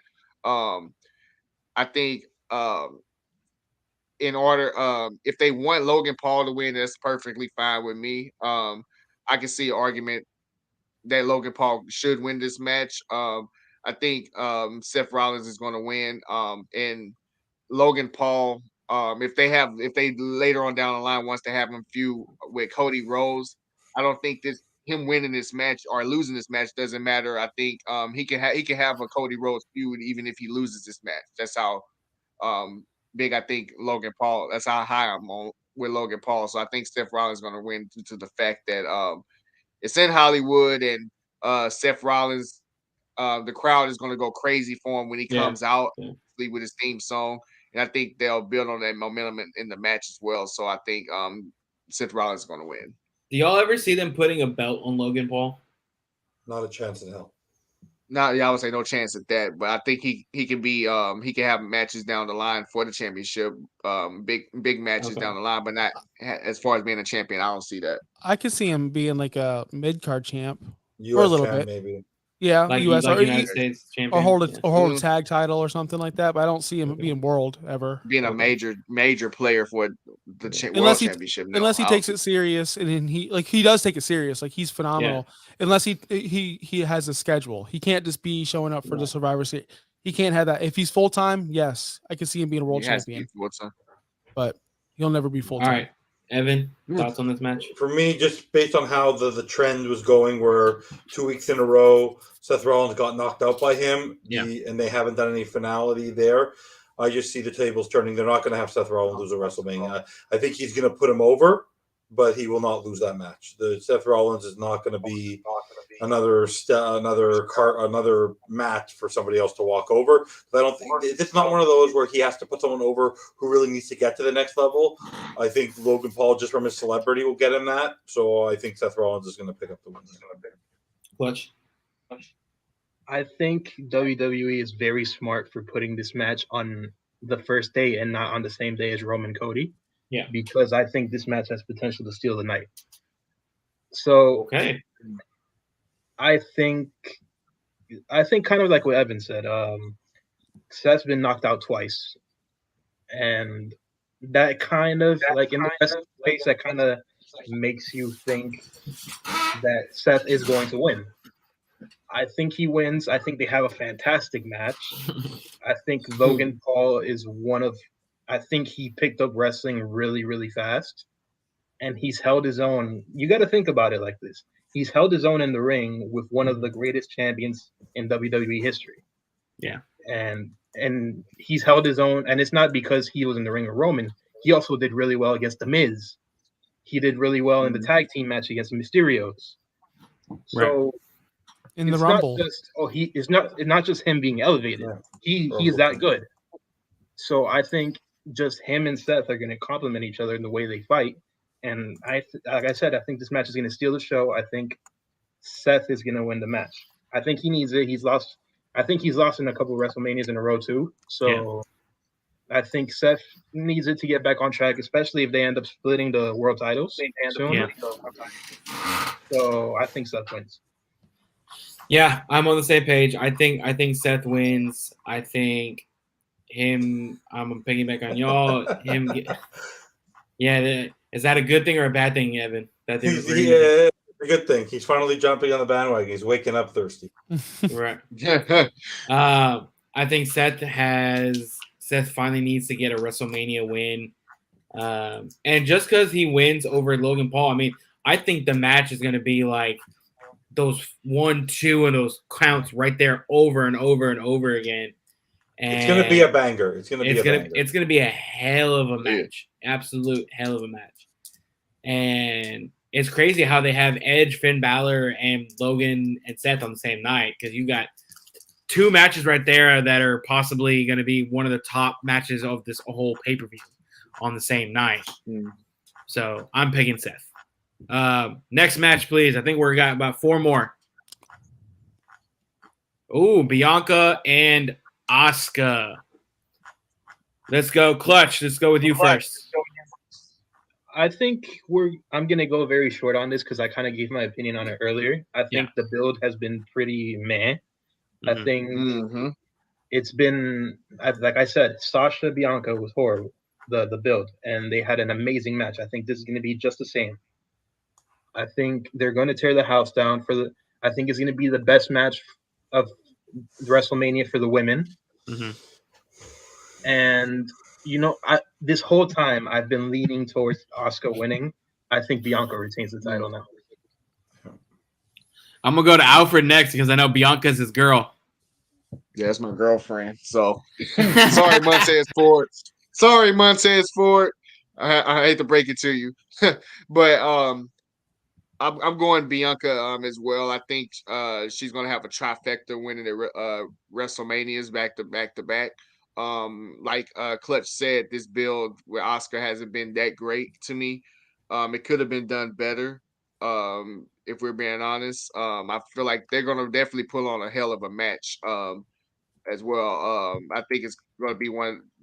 Looking back, going when the end of 2023, we're going to be looking back at this match and be like, "Oh, this is one of the top matches in WWE this year, especially on the women's side." So I think Bianca is going to retain the title as well. Evan, I agree. She's gonna retain. I think she's the number one athlete, the number one talent that the WWE has. They're not going to spoil that. I don't really get the look. I don't really get the whole Asuka thing with the face paint, and then she comes out to help her, and then she's drooling with the. It just doesn't make sense. The whole thing, the whole setup of this should have been Rhea versus Bianca from the start. Oh yeah. But Bianca by far, unlike what you guys think about the best champion, there's right now. And we'll talk about that last match. There's no better athlete on the roster, athletic-wise, and that could do everything than Bianca Belair. There's no one. There's not one person on the roster anywhere could do what she can do. Okay. Man or woman. Josh? Yeah, I agree with everything Evan said. Yeah, Bianca's the best. I love Bianca. I'm gonna fight you over Alfred because I love Bianca too. That's my side piece. That's my side piece since Sasha's been away. Yeah, me too. But and JPW, first match I ever watched, only because of Sasha. Yep, exactly. But yeah, it just sucks because Asuka she came out of the Rumble. We all thought she was going to be amazing and fierce and a new character, a new persona. And then we have someone come back and say, "Now scrap it," and now she's just back to the same old clown Asuka, which sucked. So Bianca wins. There's no momentum with Asuka winning. There's no point of it. No. Eventually, Bianca needs to lose because it is getting a little stale, but I don't see it happening here with Asuka. I'm on the same page as all of y'all. I think Bianca wins as much as I would love to see Evil Asuka come back. And sorry, I got to clean my camera. Evil Asuka come back. I think Bianca's just too good. I would love to see a fancy match of Bianca versus Jade Cargill. I think that match would be outstanding. Yeah. Even though I would predict Jade to win that match. Whoa there, buddy. Whoa. Jade is green as... Too much dip on your chip there. Yeah. Jade is as green as Roman Reigns is, yeah. I'm telling you. No, Jade's something. I love Jade. I mean, yeah. Bianca is just light years ahead of her. Hey, I'll say this. I think they can still salvage Asuka even after a WrestleMania loss. Yeah. I think if they really wanted to, they can make her somehow realize, oh, I've been kind of on the babyface side of this thing and it still got me nowhere. Let me just be the badass and try to build her up that way after WrestleMania. Yeah. By the way, if Thirsty's going to bed now, there's no way he's making it through night one of WrestleMania. Hey, neither will I. I mean, hey, we said this show was going to be amazing. We knew it was going to be long. All right, next match, please. I believe it's Charlotte versus Rhea. Yes, it is. Oh, yeah. Charlotte Flair versus Rhea Ripley for the SmackDown Women's Championship. And I'm pretty sure everyone here is saying Rhea. Am I wrong or am I wrong? You're wrong. You're wrong? Evan saying Charlotte Oh, Flair. How ooh. come? Because she's Charlotte freaking Flair. And I don't Yeah. think if they're going to give her that main event, I just don't see it happening. Personally, I really do think that Rhea sort of needs to turn that. I think she's going to turn that face. I actually believe that Rhea Ripley should win the men's title before she wins the next women's title. Personally, for me, I think she has to have that sort of that China effect, and I just don't have that feel for it. I think had it been like I'm telling you that promo that Charlotte did just now, this on the last event, I just something about it basically saying that whatever if Vince McMahon's pulling the strings, whatever Flair wants, she'll get, and she's going to push Rhea here. But then in the end, that's what's kind of weird about this. If you want them to make this a redemption story, Rhea has to come off as the babyface. If she's still coming off as the heel tied to Judgment Day, this ain't going to work. So for me, I do feel that the same way they did something with last year where they let her hold on to the title against Ronda and then she lost at the next pay-per-view. I don't see Charlotte losing. If she loses, it's going to because the only way I see her losing in the main event and ending the show is you need to give a pop to Rhea, and I don't see it happening. I just don't see it happening. I don't know. Unless it's not the main event. If this ends up being the main event of the show. If it's somewhere in the mid-show and something maybe, but I just have this weird feeling that Charlotte's going to retain. I just don't know why, but I do. Okay. Josh? Oh, I can, I would not be surprised if Charlotte wins. Like, it's Charlotte. Like you said, it's Charlotte. So I will not be surprised. It's just, it'd be disappointing for sure because I'm just so over Charlotte personally, but I can see it happen. You're right. Because you're right. If Rhea's doing this Judgment Day thing and she is the heel and or whatever, where's the pop? But people will pop because they love her. They don't want Charlotte to win. Nobody does. Clutch? Nobody wants it. I think I disagree with you, Evan, on this. I think Rhea is the heel that everybody would love to cheer, and that's not a bad thing. I mean, some people would look at that as the heel not doing their job because they're getting cheered, but sometimes it's cool. Like people nowadays think it's cool to cheer the heel. That's a more extreme thing, but look at MJF. Everybody loves him, but he's a heel. Mm-hmm. Oh, that's only because he's Jewish. But yeah, I just disagree on the whole thing because I think this match is probably the most predictable of the night, and I think Rhea wins. I think it's going to be a solid match. I think Charlotte can still go. I think Rhea is a very solid wrestler. The only way she guarantees a win. Well, I'll put it to you this way: if they make this the main event and Rhea wins, and that's the last match of the night, you're basically telling us there's no way at WrestleMania they're going to have two heels win the main events of the night. So if you're telling me that, then basically don't watch night 2 of the main event because Cody's going to win. Like you don't even have to watch that match. You don't even have to watch it. I'm just telling you. If they make this the main event and they end that night, they're not going to end the night with two heels winning. They're not. It's not going to happen. It ain't going to happen. Oh yeah, that's true. Alfred. And like I was saying, I got Rhea Ripley winning as well. I think the chances of having both women's champions retaining is kind of low. So one definitely is going to lose the title to me. And I think I would bet Charlotte will lose the title more so than Bianca losing the title. So that's why I got Rhea Ripley, and I think it's going to catapult Rhea Ripley because she has the momentum right now. So why not build on the momentum she's having and have her win the women's championship? So the SmackDown Women's Championship. I'm sorry. So that's my prediction. And I could be wrong, but wouldn't this be the first time Rhea Ripley would beat Charlotte? Or if I'm thinking of something else? Yes. Would this be like the first time? So it kind of make the narrative that Rhea Ripley can't it'll end the narrative of Rhea Ripley can't beat Charlotte Flair. So that's another reason why I think Rhea Ripley's gonna win. This is kind of like a redemption match because Charlotte won the Rumble and picked Rhea, the NXT title, and beat her. Yeah, I remember that. I knew when Rhea won the Rumble that she was gonna pick Charlotte because they had that match set up of Rhea versus Charlotte. Right. Even though we all agree it should have been Rhea versus Bianca because I think that would be much more pop. But Rhea's gonna win, and Evan, I do think that she's gonna close out the night because that's how they're gonna make the fireworks all pop. Is Rhea wins the Rumble, ends night one with the title in her hands and all that stuff. And Judgment Day is going to be there to celebrate with her when she wins it. I don't think that would be interesting if she celebrates alone or if she celebrates with Judgment Day. That's going to be very interesting to see. True. That's true. All right. Next match, please. I think we're in the home stretch. All right. Ooh, oh, Usos versus Sami Zayn and Kevin Owens.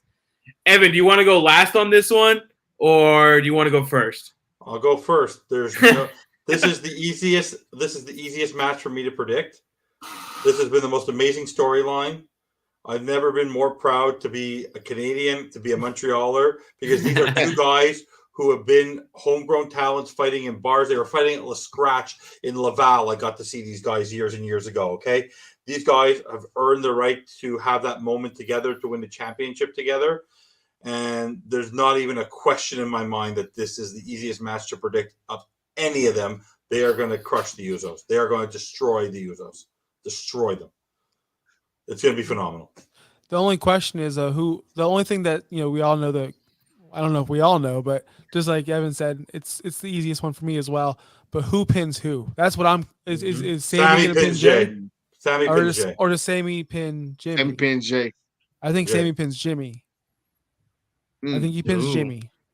I think it's because Jimmy's accepted him his whole. We're still in this point. Is Jay gonna leave Roman? We're still in this mindset, right? So I believe whenever he does pin Jimmy, it puts more tension on him because like Jay's already in question. Jimmy's like for sure in, and Roman's like you're in blood, but you're taking a loss to that guy. I believe it pushes Jay more of like a back off my brother because he's already on edge with Roman. He's already on edge. So if he's like you're yelling at Jimmy for taking a pin, boom, that automatically sets up more tension. Yeah, but don't be surprised if Solo cost them the match by doing something stupid. Okay, possibly. Alfred, I'm going. Like I said, I'm 100% sold on this match. I love the build up leading to it. One of the few build ups of this WrestleMania that I actually really enjoyed. So I'm going Kevin Owens and Sami Zayn. That WrestleMania, I personally, like I said, if I was booking, I'll have this match the first match of night 2. I'd have it the main event. Definitely, I think it's going to be night 2. And then once the Usos finally lose, they're going to have to go. They're going to have like to show the footage of them going back to Roman. Roman's going to be all like kind of. He's not going to show being pissed off, but obviously he's going to be pissed off that Usos lost, and it kind of foreshadows him losing on later that night. So that's how I would book it. If it was me, so I got Sammy and Kevin Owens winning. Clutch. And plus, both of them got to avenge last year's WrestleMania losses. So. Yep. So definitely that. Right. So, I mean, yeah, this is an easy one. I think Sammy and KO win. I talked about Dom and Ray being the top 3 build for this WrestleMania. Mm-hmm. This is number 1. Yes. In terms of build. So it all culminates in Sammy and KO beginning. We'll talk about the rest later. Mm-hmm. Beginning the takedown of the bloodline. And it's funny. It's funny you mentioned that because Ryan Taylor literally just said, "When Sammy and Kevin win, does that bring Bloodline crashing down right away?" Yeah, it could. It very well could. I think it's going to be again. They're 4 really talented wrestlers. It's going to be a great match. I'm happy that a tag team match is getting highlighted on WrestleMania, and that's why I think, aside from the 4-team tag team match, that is gonna help the tag team division in the long run. Having KO and Sammy also as champions, maybe you can down the road. Who knows what other tag teams might challenge? Maybe the return of DIY, that'd be an awesome match, and stuff like that. I think there's a lot of possibilities for KO and Sammy as champions, and it closes out a really, really, really good story that Sammy has built ever since he joined the Bloodline. Yeah. Oh yeah, I agree 100%. I mean, Sammy KO all the way, and I feel like this match will have the loudest pop of the entire WrestleMania. I don't think so, but we'll talk. You think so? Oh no, I won't go that far. You don't think so?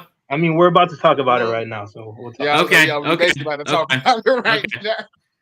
Basically, yeah. Sammy KO all the way. All right, ladies and gentlemen, we have reached our main event for WrestleMania. Bring it up on screen for us. Roman Reigns, your undisputed WWE Universal Champion for the last 75 years, versus Cody Rhodes, who got robbed of a Royal Rumble return because Vince McMahon's an asshole. All right. Wait, can I say something before we start here? Yes. Specifically, question for you, Josh. You're an AEW fan. Mhm. Somebody came back to 2019 and told you this was the main event of WrestleMania. What was your reaction? I'd be angry, honestly, because that means that I wanted to see something good over there with Cody over there. I wanted to see him be like the Sting, the guy who like not Sting because he never went over there before, but I wanted to see him to be the face of his own company. But he went back. I'm happy he's there now, like because he's been good. But I'd be like angry and shocked, like what happened? Because I want to know what happened. Because I've watched Being the Elite. I've watched him that whole story go into AEW. Like I watched all of it. And it's like, what? Cody left the Elite? What? Like what happened? That would be my thoughts. And I'd be angry. Like what happened? But I wouldn't be surprised because I knew he was a star, and you knew he was a star. We all knew he was a star. He wasn't Stardust. He was a star. Yeah. So Thank God he wasn't Stardust. So that'd be my thoughts. But I was very happy when Cody brought his American Nightmare song with him to WWE. I mean, best theme song in wrestling right now. I love that it's song. Top 5 of all time. Yeah, too. Love it. Josh, why don't you go ahead? You kick us off with this main event.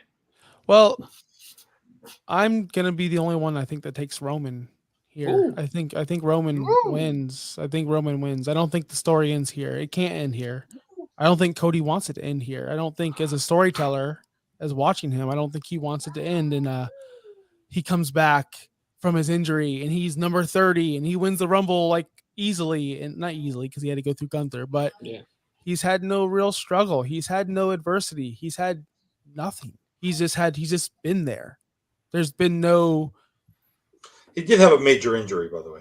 But that's not in this story. That's not in this story. That's just something that happened to him. That's not in the Roman realm of storyline. So to me, that doesn't matter. So let me ask you in that case, if that were the fact that Roman wins, when do you see Roman losing titles? Because he's gonna lose the titles, and there are already talks of them. They already created a new belt. No, I'm going to expand on why I think Cody's not going to win. We've already brought this up. We've seen how Vince and how WWE books you really think they're going to allow an AEW EVP, someone that they were trying to defeat, to allow someone like that to beat your longest reigning champion in forever long? You really think they're going to do that at WrestleMania? And plus, he's close to the 1,000-day mark. He's about there. He's almost. Roman Reigns held the title for 1,000 days. Sounds a lot better than 964 or whatever it is. I don't think Cody losing is a bad thing. It could be the start of his overcoming the odds, because he's, like you said, when a babyface goes over at Mania, you want to go Bryan Danielson, Kofi Kingston. When a babyface Chris Benoit, Eddie Guerrero, they have to face struggle. He has not struggled. So why do I care? Why am I cheering? I'll tell you why. I know you're going to tell me why. If it involves this, so go ahead, tell me why. I'll tell you why. This bill, number one, I'll put it this way: going into WrestleMania, the worst actual athlete on the roster has held the belt for 900 and something days. To watch this man wrestle, I go to the bathroom. I fast forward.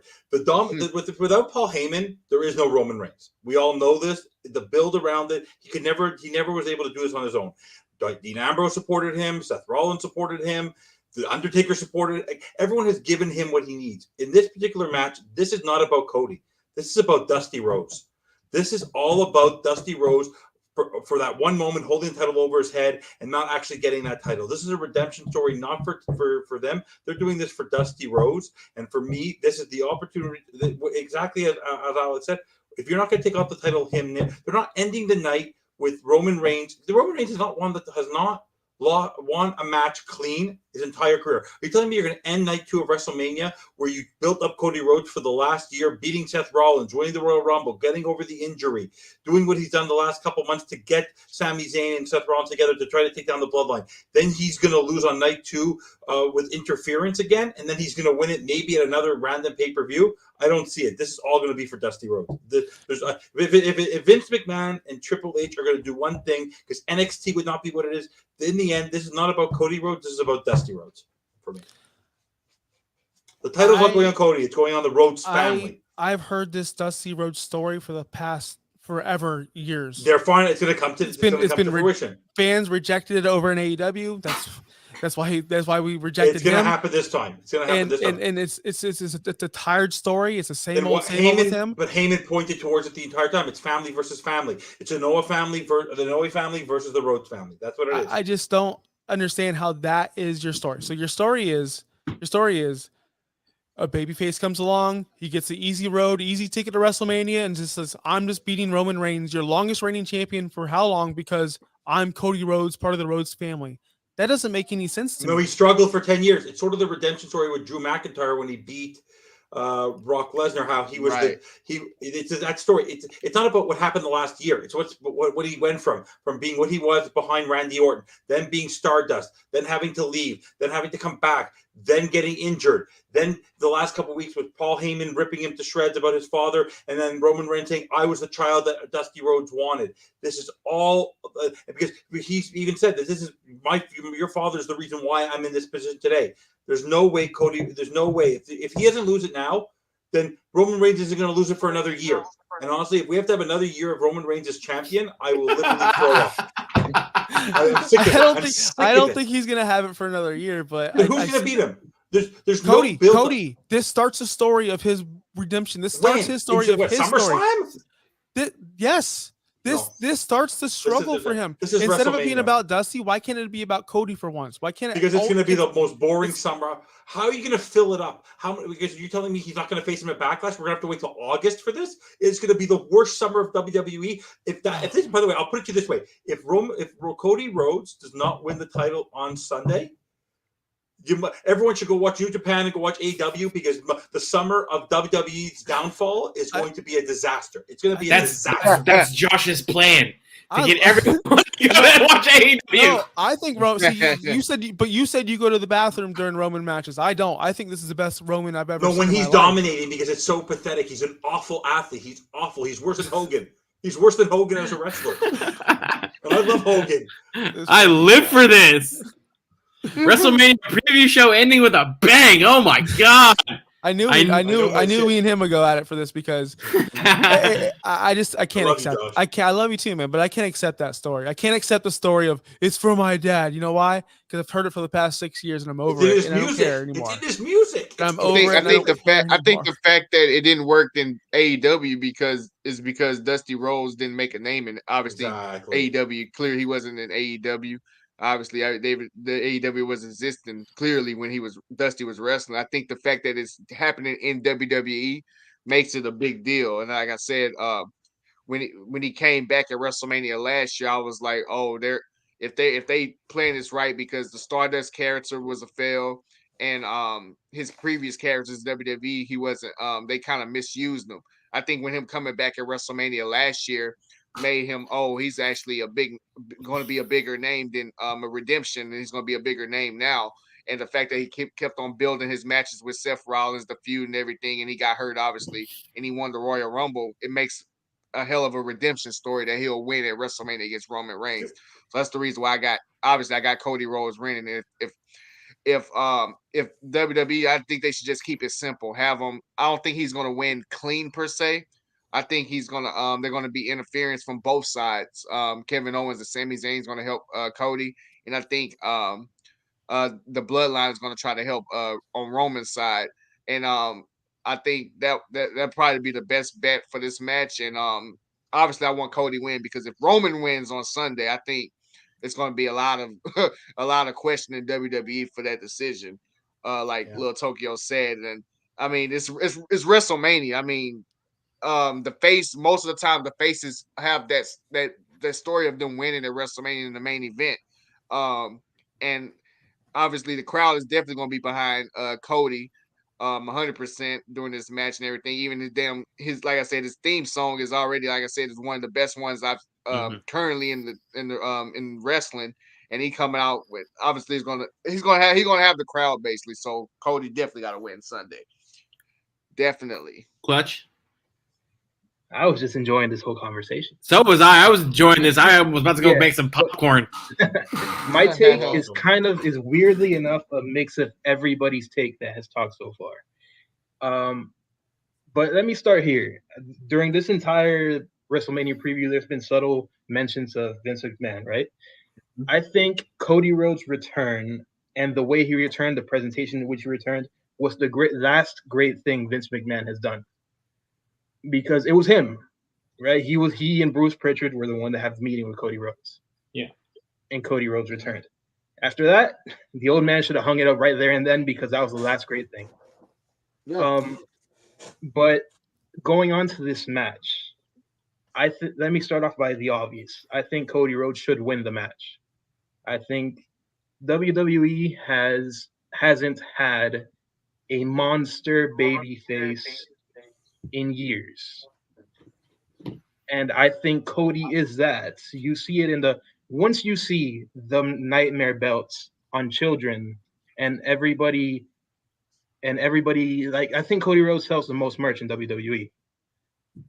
Once you see stuff like that, it's time to crown him. I think what Evan said, he's faced, to go against the point that Josh said, about the adversity. He's faced adversity. He's faced all that adversity, but you have to go back to it before because it's a bunch of the story with Dusty at Battleground, right?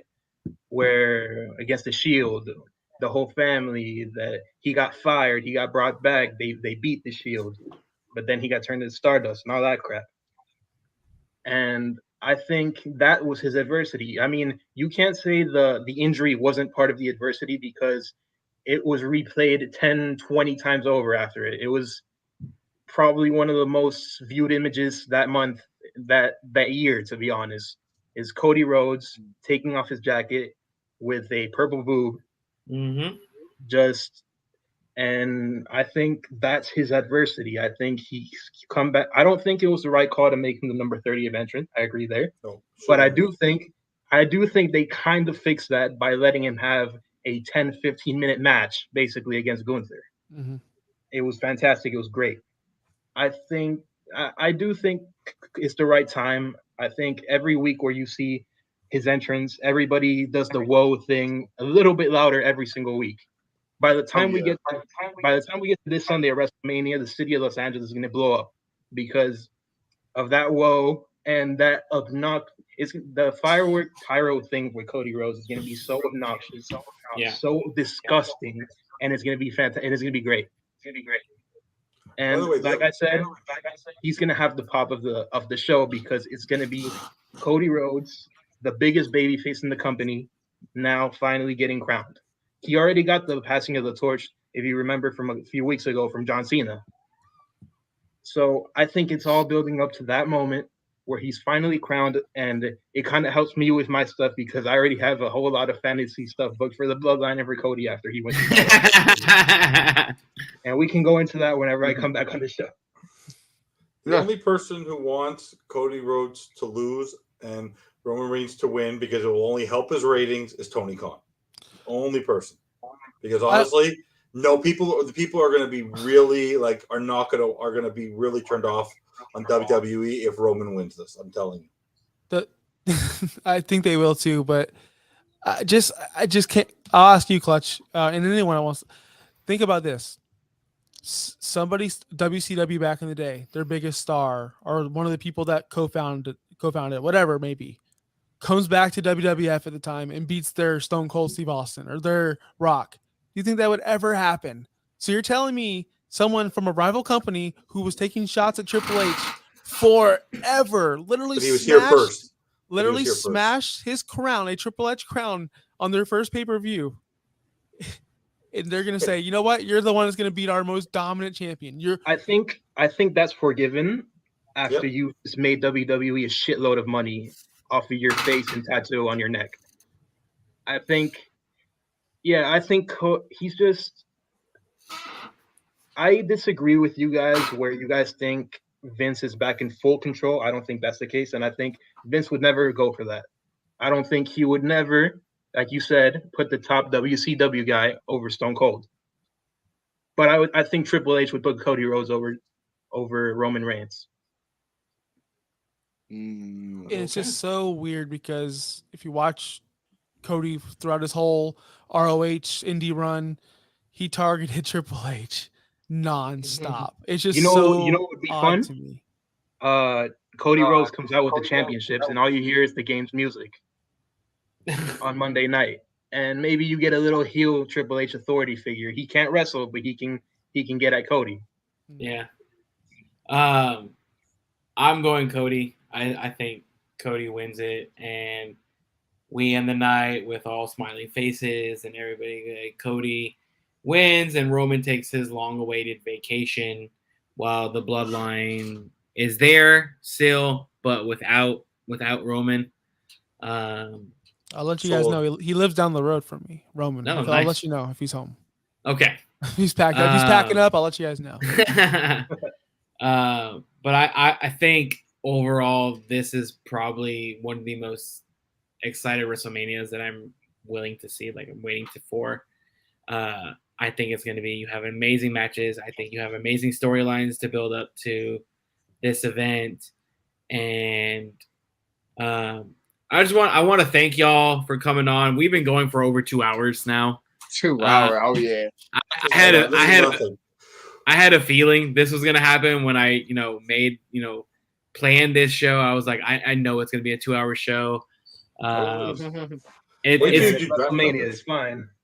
Absolutely, guys. We're gonna have for the NFL draft. We're literally doing all 3 days from beginning to end with people taking bathroom breaks in and out. This is nothing. I know.